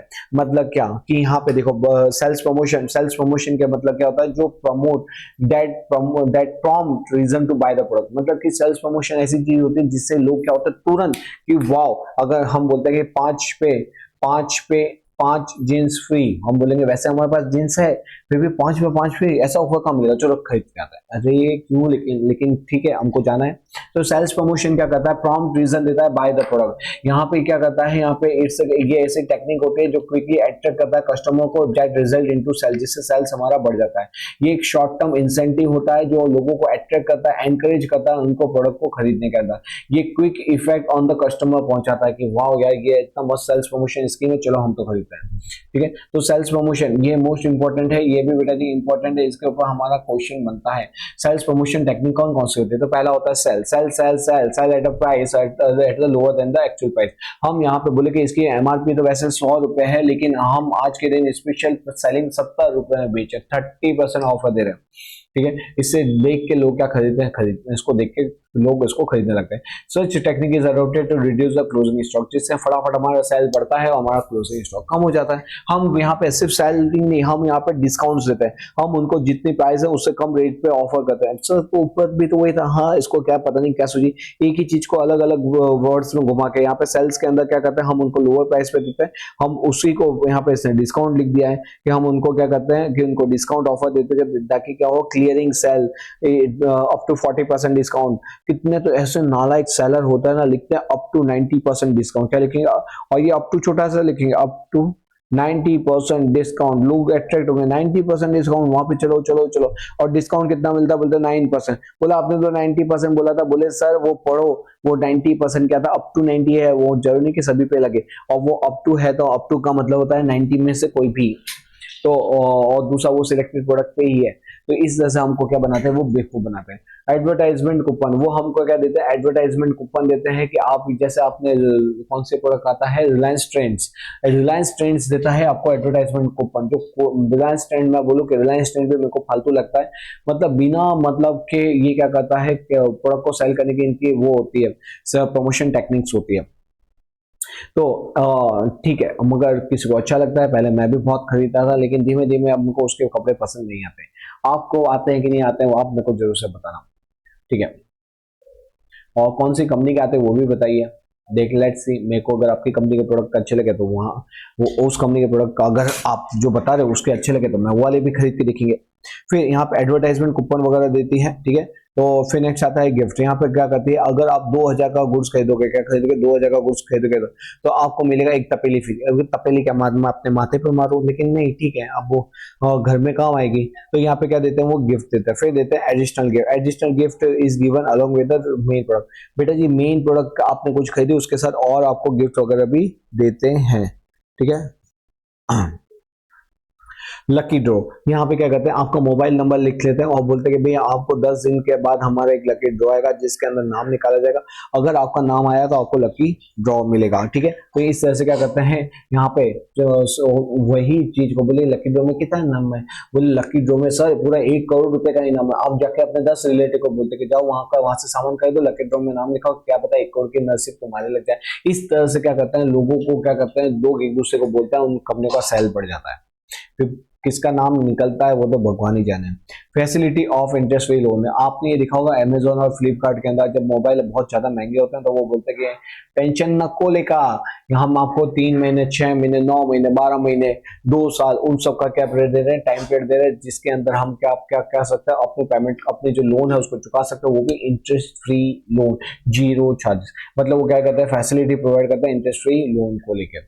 फिर डिस्ट्रीब्यूशन सैंपल, वो कितनी बार क्या होता है, ये जो साइंस वगैरह होती है, परफ्यूम्स वगैरह होती है, उसके अंदर कंपनी है ना डिस्ट्रीब्यूशन सैंपल रखी होती है, आपने देखा ही होगा, सही बात है ना। जिसके अंदर क्या होता है कि वो फ्री सैंपल पड़ा हुआ है, अब आप जाओ वो फ्री सैंपल को ऐसे ही यूज कर सकते हैं, या तो कंपनी क्या करती है एज अ फ्री सैंपल आपको गिफ्ट भी दे देती है कि आपके 2000 की खरीदी पर 1000 का ये प्रोडक्ट मुफ्त में मिलता है, जिससे क्या होता है कि कस्टमर अट्रैक्ट होता है और गुड्स खरीदता है, ठीक है। तो डिस्ट्रीब्यूटिंग सैंपल्स वगैरह दिया जाता है, और लास्ट है ऑर्गेनाइजिंग कंपटीशन। यहाँ पे कंपनियां क्या करती है कंपटीशन और वगैरह ऑर्गेनाइज करते हैं, जिससे प्रोडक्ट की डिमांड बढ़ती जाती है, ठीक है जी। तो यहाँ पे बेटा जी हमने क्या खत्म किया, हमने एडवर्टाइजमेंट खत्म किया, हमने एडवर्टाइजमेंट के अंदर के बाद सेल्स प्रमोशन खत्म किया, ठीक है। तो ये हमारे 2 पॉइंट खत्म हुए, sales promotion scheme, sales promotion और उसके अंदर की टेक्निक। फिर हमने पर्सनल सेलिंग भी तो कर दिया, पर्सनल सेलिंग एडवर्टाइजमेंट कर दिया। अब हमारे पास सिर्फ और सिर्फ एक पॉइंट बचा है, वो है हमारा पब्लिसिटी। क्या है? पब्लिसिटी। 1 मिनट रुकना जरा बेटा। नेक्स्ट क्या है? नेक्स्ट है हमारा पब्लिसिटी एंड पब्लिक रिलेशन। बेटा पब्लिसिटी क्या होता है? पब्लिसिटी का मतलब होता है, पब्लिसिटी जैसे यहाँ पे आप देख रहे होंगे, यहाँ पे एक इंटरव्यू रतन टाटा है हमारे, इंटरव्यू दे रहे हैं। जैसे ये हमें हमारे अदानी जी, हमारे गुजरात के रॉक स्टार, ये क्या कर रहे हैं, ये यहाँ पे इंडिया टीवी पे आके एडवर्टाइजमेंट कर रहे थे। इससे क्या होता है, इससे इनडायरेक्टली प्रोडक्ट का एडवर्टाइजमेंट होता है। तो ये पब्लिसिटी, सबसे देखो यहाँ पे 2 भाग में है, पब्लिसिटी एंड पब्लिक रिलेशन। पहले हम देखते हैं पब्लिसिटी, उसके बाद देखेंगे हम पब्लिक रिलेशन। पब्लिसिटी मतलब any form of non personal presentation. ये क्या होता है? ये one type of non personal presentation होता है, नॉन पर्सनल प्रेजेंटेशन होता है, जिसके अंदर गुड्स, सर्विस एंड आइडियाज के बारे में बताया जाता है through public media, which is free of charge. क्या होता है सबसे इंपॉर्टेंट? Free of charge. वो क्या होगा? फ्री ऑफ चार्ज होगा, ठीक है जी। तो ये क्या होगा? Personal presentation. नॉन पर्सनल क्यों बोला हुआ है? नॉन पर्सनल इसलिए बोला हुआ है कि यहाँ पे पर्टिकुलर कोई व्यक्ति के साथ नहीं होता। यहाँ पे हम कोई प्रोडक्ट, ना तो हम कोई एडवर्टाइजमेंट करें ना कुछ सेल करें, इसलिए नॉन पर्सनल प्रेजेंटेशन बोला है। और ये मीडिया पे किया जाता है, पब्लिक मीडिया पे, इसलिए इसके डन थ्रू मीडिया लिखा हुआ है। और यहाँ पे फ्री ऑफ चार्ज होता है, इसलिए इसको यहाँ पे कोई कॉस्ट नहीं देनी पड़ती, इसलिए फ्री ऑफ चार्ज होता है, ठीक है। Is known as publicity. The business unit does not have to pay any charge. तो हमने देख लिया ये क्या होता है, it's a part of public relation. Public relation हम नीचे अभी देखेंगे। यहाँ पे क्या किया जाता है, हम एड्रेस करते हैं पब्लिक को, हम यहाँ पे प्रेजेंटेशन देते हैं और इंटरव्यू वगैरह देते हैं न्यूज़पेपर, टीवी चैनल के ऊपर। हम यहाँ पे ऐसा करते हैं, या तो हम कुछ डोनेशन दे दिया, इनॉग्रेशन फंक्शन में अटेंड कर दिया by the film star cricketer. तो ये क्या हुआ, इसके थ्रू, जैसे कि इनॉग्रेशन पे हाँ आए, हम कहीं पे रिबन कटिंग में गए, तो वहां पे क्या हुआ, इनडायरेक्टली पब्लिक हमको देखने को दौड़ती है कि चलो इनको यहाँ पे ये बड़ी पार्टी आ रहे हैं, इनको देखने को जाते हैं। तो वो एक प्रकार का एडवर्टाइजमेंट ही होता है। तो ये क्या होगा, ये हमारा पब्लिसिटी होगा। चलो बोलो पब्लिसिटी के अंदर क्या होगा? पब्लिसिटी के अंदर नॉन पर्सनल प्रेजेंटेशन होता है जो पब्लिक मीडिया के थ्रू किया जाता है और जिसके अंदर कोई कॉस्ट नहीं देनी होती है, ठीक है। यहाँ पे हम कैसे करते हैं, यहाँ पे हम पब्लिक को एड्रेस करते हैं। पब्लिक को एड्रेस करेंगे, प्रेजेंटेशन देंगे, इंटरव्यू देंगे, या तो हम कुछ इनॉग्रेशन फंक्शन के ऊपर जाएंगे, कुछ डोनेशन वगैरह दे देंगे, उसी को बोला जाता है पब्लिसिटी। इसका ये इंपॉर्टेंट क्वेश्चन है, रोल ऑफ पब्लिसिटी की। ये पब्लिसिटी कैसे हम प्ले करती है अपना रोल। ये मोस्ट रिलायबल होता है। जितने भी हमने प्रोडक्शन मिक्स देखे, जितने भी हमने ऑल प्रोडक्शन मिक्स देखे, उसमें सबसे मोस्ट रिलायबल क्या है? पब्लिसिटी है। ये सब क्योंकि यहाँ पे कोई कॉस्ट नहीं देनी पड़ती, इसलिए चीपेस्ट है। यहाँ पे बिल्ड पब्लिक, यहाँ पे इजीली हम पब्लिक रिलेशनशिप बिल्ड कर पाते हैं। ये क्या करती है, मास कम्युनिकेशन तक हम अपनी चीजों को, आवाज को लोगों को बता पाते हैं। It give direct effect on the selling effort of a seller and the distributor. यहाँ पे क्या होता है, जिसके कारण पब्लिसिटी के कारण डायरेक्टली हमारा सेल्स क्या होता है, बढ़ता जाता है। तो रोल ऑफ पब्लिसिटी फटाफट बोलते जाओ। मोस्ट रिलायबल, चीपेस्ट है, पब्लिक रिलेशनशिप इजीली डेवलप हो जाता है, मोस्ट इफेक्टिव है और डायरेक्ट यहाँ पे सेल को बढ़ाने में मदद करता है, ठीक है जी। ओके, अब ये पब्लिसिटी दिखा, अब हम देख रहे हैं पब्लिक रिलेशन। पब्लिक रिलेशनशिप क्या होता है? पब्लिक रिलेशन के अंदर बेटा जी, पब्लिक रिलेशन के अंदर a company make use of public relation for maintaining it's Prestige. यहाँ पे कंपनी क्या करती है, पब्लिक रिलेशनशिप बनाती है लोगों के साथ, पब्लिक एक रिलेशनशिप डेवलप करती है, जिसके कारण कंपनी की प्रेस्टीज बढ़ती है। प्रेस्टीज मतलब गुडविल बढ़ती है। It creates and maintain good impression of the company towards the different parties involve with. ये दूसरों के सामने हमारी एक अच्छी इंप्रेशन क्रिएट करती करती है। अब देखो ये public relation sir public relation करे कैसे, तो हम क्या करेंगे, न्यूज़पेपर में अपना न्यूज़ देंगे, न्यूज़पेपर में क्या देंगे, न्यूज़ देंगे कंपनी के अबाउट द कंपनी। दूसरा, डायरेक्टर की स्पीच छुपा देंगे न्यूज़पेपर के अंदर। तीसरा, हम बहुत सारे seminar, workshop, competition, sports activity करेंगे। चौथा, हम news letter of the company को, कि कंपनी का क्या विजन है, मिशन है, वो न्यूज़ लेटर के अंदर पब्लिश करेंगे। हम यहाँ पर पब्लिक वेलफेयर एक्टिविटी करेंगे, मतलब कोई सोशल एक्टिविटी कर दी, कोई वेलफेयर एक्टिविटी कर दी, कोई डोनेशन वगैरह कर दिया। हम यहाँ पे कल्चरल प्रोग्राम्स चलाते हैं, क्या करते हैं, कल्चरल प्रोग्राम करते हैं। तो बेटा जी ये सारे क्या होते हैं, ये सारे मीडियम्स होते हैं जिसके थ्रू क्या किया जाता है, पब्लिक रिलेशनशिप डेवलप किया जाता है। फटाफट बोलते जाओ, क्या करेंगे, न्यूज़पेपर में देंगे, स्पीच ऑफ अ डायरेक्टर छपवा दी, seminar, workshop, competition, sports activity हमने करवा दी, circulate the news letter of the company हमने सर्कुलेट कर दिया, पब्लिक वेलफेयर एक्टिविटी कर दी, कल्चरल प्रोग्राम्स चला दिए। अब इसके क्या फायदे, क्या फायदे, ये तो हमने बताया कि पब्लिक रिलेशनशिप कैसे डेवलप करें। इसके फायदे क्या होंगे, जब बेटा जी आप क्या करते हो, आप अपनी कंपनी के बारे में बताते हो, तो it help the company to communicate with the society about the product of the company और बाय कंपनी इटसेल्फ। तो जब हम अपनी न्यूज़पेपर में छपवाते हैं, जब हम कुछ बताते हैं, तो उससे कंपनी के प्रोडक्ट की डिटेल लोगों तक पहुंचती है।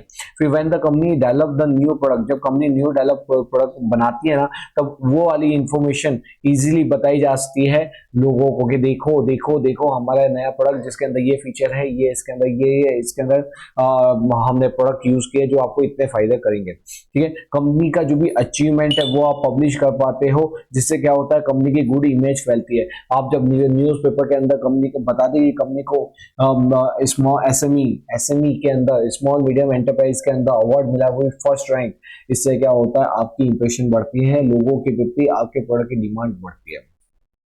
Public come to know the company's futuristic policy, जब वो क्या करता है, डायरेक्टर की स्पीच, ऊपर था ना डायरेक्टर की स्पीच, जब डायरेक्टर अपनी स्पीच देता है तो उससे क्या होता है, लोगों को मालूम पड़ता है कि उनके कंपनी के फ्यूचर पॉलिसी क्या होगी, कंपनी की फ्यूचर थॉट प्रोसेस क्या है। इससे कंपनी का एक रिलेशनशिप डेवलप होता है पब्लिक के साथ। बाय ऑर्गेनाइजिंग सोशल एक्टिविटीज, हम यहाँ पे बोला था मैंने कि यहाँ पे हम क्या करेंगे, हम सेमिनार्स करेंगे, वर्कशॉप करेंगे, कंपटीशन करेंगे, स्पोर्ट्स एक्टिविटी करेंगे, पब्लिक वेलफेयर एक्टिविटीज करेंगे। उससे क्या होगा, तो बेटा जी जब अब ऐसे कुछ काम करते हैं, कल्चर प्रोग्राम करते हैं, तो इससे कंपनी की गुड इमेज पहुंचती है, बनती है लोगों के सामने। ठीक है, फिर नेक्स्ट आता है public interest activity such as maintenance of garden. आप पब्लिक वेलफेयर कर रहे हो तो रोड का रिपेयर करवा रहे हो, हेल्थ चेकअप कैंप लगवा रहे हो, ट्री प्लांटेशन कर रहे हो, जिससे क्या होता है, ये सोसाइटी की प्रॉब्लम को सॉल्व करता है एंड क्रिएटिंग सोशल इमेज, और लोगों की इमेज सोशल प्रति अच्छी बनती है, लोगों की इमेज आपके लिए बहुत अच्छी बनने के लिए, एनवायरमेंट के लिए भी कितना अच्छा काम कर रहे हैं। ठीक है, मैं अब ये चैप्टर हमारा थोड़ा सा बाकी है, उस पर आऊँ इससे पहले मैं खाली ये लाइन आप लिख देना, if not me then who, if not now then when. ठीक है बेटा, यही समय है, 1 महीना है, जम के पढ़ना है हमको। ओके, तो आ जाओ आ जाओ आ जाओ, यहाँ पे बेटा जी हमने हमारे जो प्रमोशन मिक्स है ना 4 पीस, वो 4 पीस हमने कंप्लीट कर दी। अब एक छोटा सा टॉपिक बाकी है, फटाफट बस 5 मिनट से ज्यादा नहीं लूंगा और इस चैप्टर आपका हो जाएगा धनाधन धनाधन धनाधन खत्म। फंक्शन ऑफ मार्केटिंग प्रोसेस, हमने मार्केटिंग के बारे में पढ़ा था, ये यहाँ पे हमने यहाँ पे मार्केटिंग पढ़ा था, हाँ जी पढ़ा था ना, ये मार्केटिंग ये था मार्केटिंग कंसेप्ट या तो यूजर बेस कंसेप्ट। इसके अंदर क्या देखा था, इसके अंदर हमने देखा था कि यूजर की नीड को ध्यान में रख के, यूजर की रिक्वायरमेंट को ध्यान में रख के प्रोडक्ट बनाया जाता है, उसको सेल किया जाता है। तो उसकी ही फंक्शन पूछा हुआ है कि ये पूरा कैसे होता है बताओ। तो बेटा जी सबसे पहले हम क्या करते हैं, सबसे पहले हम मार्केट रिसर्च करते हैं। मार्केट रिसर्च में प्रॉब्लम, लोगों की प्रॉब्लम जानते हैं, लोगों की क्या क्या प्रॉब्लम है, उनको क्या समस्या आ रही है, उनकी क्या रिक्वायरमेंट है, उन सब चीज को समझते हैं। उसके अकॉर्डिंग हम क्या करते हैं, रॉ मटेरियल कलेक्ट करते हैं, हम रॉ मटेरियल कलेक्ट करते हैं, पैकिंग मटेरियल कलेक्ट करते हैं, और उस सब चीज को कलेक्ट करने के बाद उससे हम क्या बनाते हैं, उससे हम प्रोडक्ट बनाते हैं, क्या बनाते हैं, प्रोडक्ट डेवलप करते हैं, कंज्यूमेबल प्रोडक्ट बनाते हैं ताकि वो कंज्यूम कर सके। ठीक है, हमने प्रोडक्ट बना दिया, लेकिन उस प्रोडक्ट को भी हम क्या करेंगे, हम उसको अलग अलग कैटेगरी में बांटते हैं। मतलब कि अगर बेसिक मॉडल इतना, अगर उससे थोड़ा सा ऊपर वाला मॉडल इतना, और ये हाई स्टैंडर्ड प्रोडक्ट है जिसके अंदर सारे इंग्रेडिएंट्स है, तो उसके मतलब क्या किया, हमने प्रोडक्ट को स्टैंडर्डाइज दिया, हमने प्रोडक्ट को ग्रेड दे दिया। फिर उसके ऊपर हम करेंगे लेबलिंग। लेबलिंग हमने पढ़ा था, दिखा ये सारी चीजें जो हम आगे पढ़े ना वही यहाँ पे आएगी। हमने क्या दे दिया, लेबलिंग दे दिया, प्रोडक्ट की पूरी इन्फॉर्मेशन वहां पे दे दी, हमने उसका प्राइस डिटरमाइन कर दिया कि भाई इसको हम इतने प्राइस के ऊपर बेचेंगे, और प्राइस फैक्टर को ध्यान में रख के हमने प्राइस डिसाइड कर दिया। फिर उसको इतनी मैन्युफैक्चर करने के बाद उसको हम क्या ले जाएंगे, पर्टिकुलर प्लेस पे स्टोर करेंगे, तो स्टोरेज कर दिया। ठीक है, 8 के बाद मैं आऊँ आगे, से पहले वापस बताता हूँ। सबसे पहले क्या किया, सबसे पहले मैं साथ में अब 14 के 14 पॉइंट अभी के अभी याद करें। पहले हमने मार्केट रिसर्च किया, फिर उसके हिसाब से raw material, collection of material, raw material को कलेक्ट किया, फिर रॉ मटेरियल को कन्वर्ट कर दिया फिनिश गुड्स के अंदर। तीसरा, फिर हमने स्टैंडर्डाइजेशन दिया, उसको स्टैंडर्ड दिया, उसको ग्रेड दिया। ये चौथा पॉइंट होगा। ग्रेड देने के बाद हम उस पर लेबलिंग करते हैं, लेबलिंग के बाद प्राइसिंग करेंगे, प्राइस के बाद उसका पैकिंग किया जाएगा, उसको स्टोर करेंगे। सिंपल है। हाँ जी। इसके बाद क्या करेंगे, उसके बाद हम उसका ट्रांसपोर्टेशन करेंगे। अगर हमारा पैन इंडिया बेसिस पे, मतलब पूरे इंडिया पे हमारा गुड्स बिकता है, तो हम क्या करेंगे, transportation facilities decide, transportation facilities वगैरह लेंगे, ताकि हमारा प्रोडक्ट सभी तक पहुंचे। उसके बाद क्या होगा, इंश्योरेंस वगैरह लेंगे। अगर ट्रांसपोर्टेशन के अंदर गुड्स डैमेज हो गया, हमारा तो करोड़ का माल खराब हो जाएगा, तो हम तो रोडपति बनेंगे। तो रोडपति नहीं बने, इसलिए हम क्या लेते हैं, इंश्योरेंस वगैरह लेके आते हैं। हम फाइनेंशियल अरेंजमेंट करवाते हैं, क्योंकि ये सब के लिए पैसे तो चाहिए होंगे, तो पैसे आएंगे कहाँ से, तो हम पर हमको क्या लगेगा, फाइनेंशियल अरेंजमेंट, लोन वगैरह, ओडी फैसिलिटीज वगैरह ले लेते हैं। ठीक है, अब देखो बेटा जी, हमारा गुड्स कहाँ गया, ट्रांसपोर्टेशन तक पहुंच गया। अब हमको लोगों को बताना है हमारे प्रोडक्ट के बारे में, तो हमको क्या करना पड़ेगा, एडवर्टाइजमेंट। हमको क्या करना पड़ेगा, एडवर्टाइजमेंट। उसके बाद एडवर्टाइजमेंट करने के बाद हम क्या करेंगे, अरेंजमेंट ऑफ सेल की, सेल कैसे होगा, डिस्ट्रीब्यूशन चैनल वगैरह डिसाइड कर दिए, रिटेलर्स को माल बेच दिया, होलसेलर को दे दिया, एजेंट को दिया। इस तरह से हमने क्या किया, sales and distribution channel decide कर दी। उसके बाद होगा हमारा एक्चुअल सेलिंग, और सेल्स के बाद क्या होगा, आफ्टर सेल सर्विस। क्या होगा, आफ्टर सेल सर्विस। और इसी के साथ क्या होता है, इसी के साथ हमारा ये वाला जो फंक्शन ऑफ मार्केटिंग प्रोसेस है खत्म होता है। बच्चों को मालूम नहीं पड़ता कि सर कैसे याद करें, 15 के 15 पॉइंट याद होते हैं, 2 7 8 पॉइंट याद करने में चलेगा। अरे गोंडिया, इतना इजी है, क्यों क्यों क्यों 5-7 पॉइंट हमको लिमिट आता, हम 15 के 15 छापेंगे एग्जाम के अंदर। तो देखो बेटा जी, फंक्शन मार्केटिंग प्रोसेस क्या होता है, फटाफट बोलते जाओ, मैं सामने फटाफट बोलते जाओ। पहला क्या होगा, मार्केटिंग रिसर्च किया, प्रोडक्ट का रॉ मटेरियल को कलेक्शन किया, कलेक्शन करने के बाद हमने उसका फिनिश गुड्स बनाया, फिनिश गुड्स बनाने के बाद हमने उसका यहाँ पे देखो स्टैंडर्डाइजेशन, ग्रेडेशन दे दिया। उसके बाद हमने उसका क्या करेंगे, लेबलिंग, हम उसका लेबल देंगे, प्राइसिंग डिसाइड करेंगे, पैकेजिंग करेंगे, ये कर दिया। उसको हमने स्टोर किया, ट्रांसपोर्ट किया, ट्रांसपोर्ट किया और उसका इंश्योरेंस ले लिया, ताकि ट्रांसपोर्टेशन में कोई माल जल गया, टूट गया, गिर गया, तो उसका कोई टेंशन ना रहे। तो यहाँ पे हमने इंश्योरेंस वगैरह ले लिया। उसके बाद फाइनेंशियल का अरेंजमेंट करेंगे, क्योंकि बहुत सारे खर्चों का पेमेंट करना होता है। फाइनेंशियल अरेंजमेंट करने के बाद हम उसका एडवर्टाइजमेंट करेंगे, फिर after sales and distribution channel को अरेंज करेंगे, सेलिंग करेंगे, और आफ्टर सेल्स सर्विस देंगे। ठीक है, ओके। अब देखो, अब मैं आता हूं हमारे बेसिक चैप्टर के ऊपर। यहाँ से जनरली क्या होता है, जनरली लोग यहाँ से चालू करते हैं, अपने ऐसा नहीं है, अपने आपको चीजें कैसे बेस्ट तरीके से समझ आए, मेरा हमेशा वही प्लान होता है। ऐसा नहीं कि किताब में जैसा दिया है वो नहीं, मैं बताऊं, मैं पढ़ाता हूं जितना जैसे आपको बेस्ट वे के अंदर समझ में आए। और बेटा जी, मार्केटिंग मैनेजमेंट का मतलब क्या होता है, कंज्यूमर को प्रेफरेंस को ध्यान में रख के हम क्या करते हैं, प्रोडक्ट को डिसाइड करते हैं कि कौन सा प्रोडक्ट बनाना है, फिर उसके अकॉर्डिंग उनकी प्राइस वगैरह, उनका परचेसिंग प्राइस को ध्यान में रख के हम अपनी प्राइस डिसाइड करते हैं। वही तो मार्केटिंग का काम क्या होता है, फिर 2 चीज सबसे मोस्ट इंपॉर्टेंट होती है, एक प्रोडक्ट और एक प्राइस। प्रोडक्ट वैसा होना चाहिए जो लोगों को सूट करे, जो लोगों की डिमांड जो है, जो उनकी जरूरत को पूरा करे, और दूसरा होता है प्राइस, उनको कम रेट पे चीजों को अवेलेबल करवाना, ताकि वो इजीली खरीद सके। अगर प्राइस बहुत ज्यादा रखोगे तो कोई खरीदने नहीं आएगा। तो क्या करना होता है, 2 चीज होती है मोस्ट इंपोर्टेंट, एक होता है प्रोडक्ट, दूसरा होता है प्राइस। यहाँ पे marketing is a business process in which the product और services diverted from producer to the consumer. यहाँ पे मार्केटिंग का मतलब ही क्या होता है, exchange of goods from producer to consumer. यहाँ पे म्यूचुअल एक्सचेंज होता है फ्रॉम कंज्यूमर टू ये प्रोड्यूसर। ठीक है, यहाँ पे marketing is a total system of business activities design. यहाँ पे मार्केटिंग में होता है क्या, कि टू प्लान द प्रोडक्ट, की कौन सा प्रोडक्ट बनाए, उसको डिटरमाइन इट्स सेलिंग प्राइस, उसका डिस्ट्रीब्यूशन, उसका सर्विस, उसका रीच, और कौन सी टारगेट ऑडियंस रहेगी, achieve the objective of the organisation, और लास्ट में क्या होता है, ऑर्गेनाइजेशन का ऑब्जेक्टिव हमको अचीव करना होता है। तो बेटा जी ये था बेटा हमारा चैप्टर नंबर 10 मार्केटिंग मैनेजमेंट का रिवीजन। मैंने आपको बोला था, मैंने आपको क्या बोला था कि मैं आपको सवा घंटे से 1.5 घंटे के अंदर ये वाला पूरा चैप्टर रिवीजन करा के दूंगा। इतना बड़ा चैप्टर है ना बेटा कि अगर खुद याद करने जाओगे ना तो पूरा दिन लग जाएगा, लेकिन मैंने आपको 1.5 घंटे के अंदर सैट बुलेट की स्पीड से पूरा रिवीजन करा। और मैं एक चीज बता दूं, मैं जब रिवीजन करवाता हूँ तो इसका मतलब नहीं है कि मैं 1.5 घंटे में करवा रहा हूँ तो आधे पॉइंट छोड़ दिए, आधा कंसेप्ट पढ़ा है, आधा मैं एकदम डिटेल एकदम डेप्थ में लेके जाता हूँ और आपको वो याद भी करवाता हूँ, साथ में कंसेप्ट भी सिखा रहा हूँ। वीडियो अच्छा लगा हो, वीडियो को लाइक करना, कमेंट करना, चैनल को सब्सक्राइब करो। बेटा 90% स्टूडेंट ऐसे जो चैनल व्यू कर रहे हैं लेकिन उसको सब्सक्राइब नहीं कर रहे। सब्सक्राइब नहीं करोगे इंपॉर्टेंट वीडियो मिस हो जाएगा, तुम्हारे लिए ही नुकसान है, मेरा कुछ नहीं जाता, सब कुछ तेरा जाता। तो बेटा जी चैनल को सब्सक्राइब करके बेल आइकन को हिट कर लो।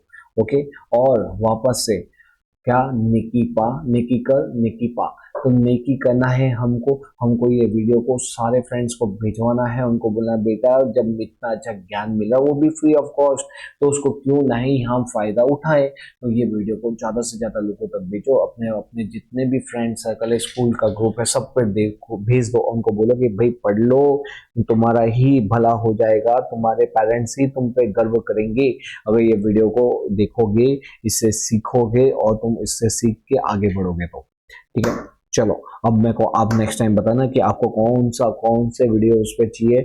अभी तो मैं इसके वन शॉट चाहिए। अगर आपको कुछ लगता है कि इसका कोई पॉइंट्स आपको समझ में नहीं आया हो या तो कोई पर्टिकुलर चीज का वन शॉट चाहिए, डिटेल डिस्कशन चाहिए, तो वो भी मेरे को कॉमेंट में बताना। चलो मिलते हैं कुछ ऐसे ही इंटरेस्टिंग वीडियो के साथ नेक्स्ट टाइम। टिल देन पढ़ते रहे, आगे बढ़ते रहे। ओके बेटा।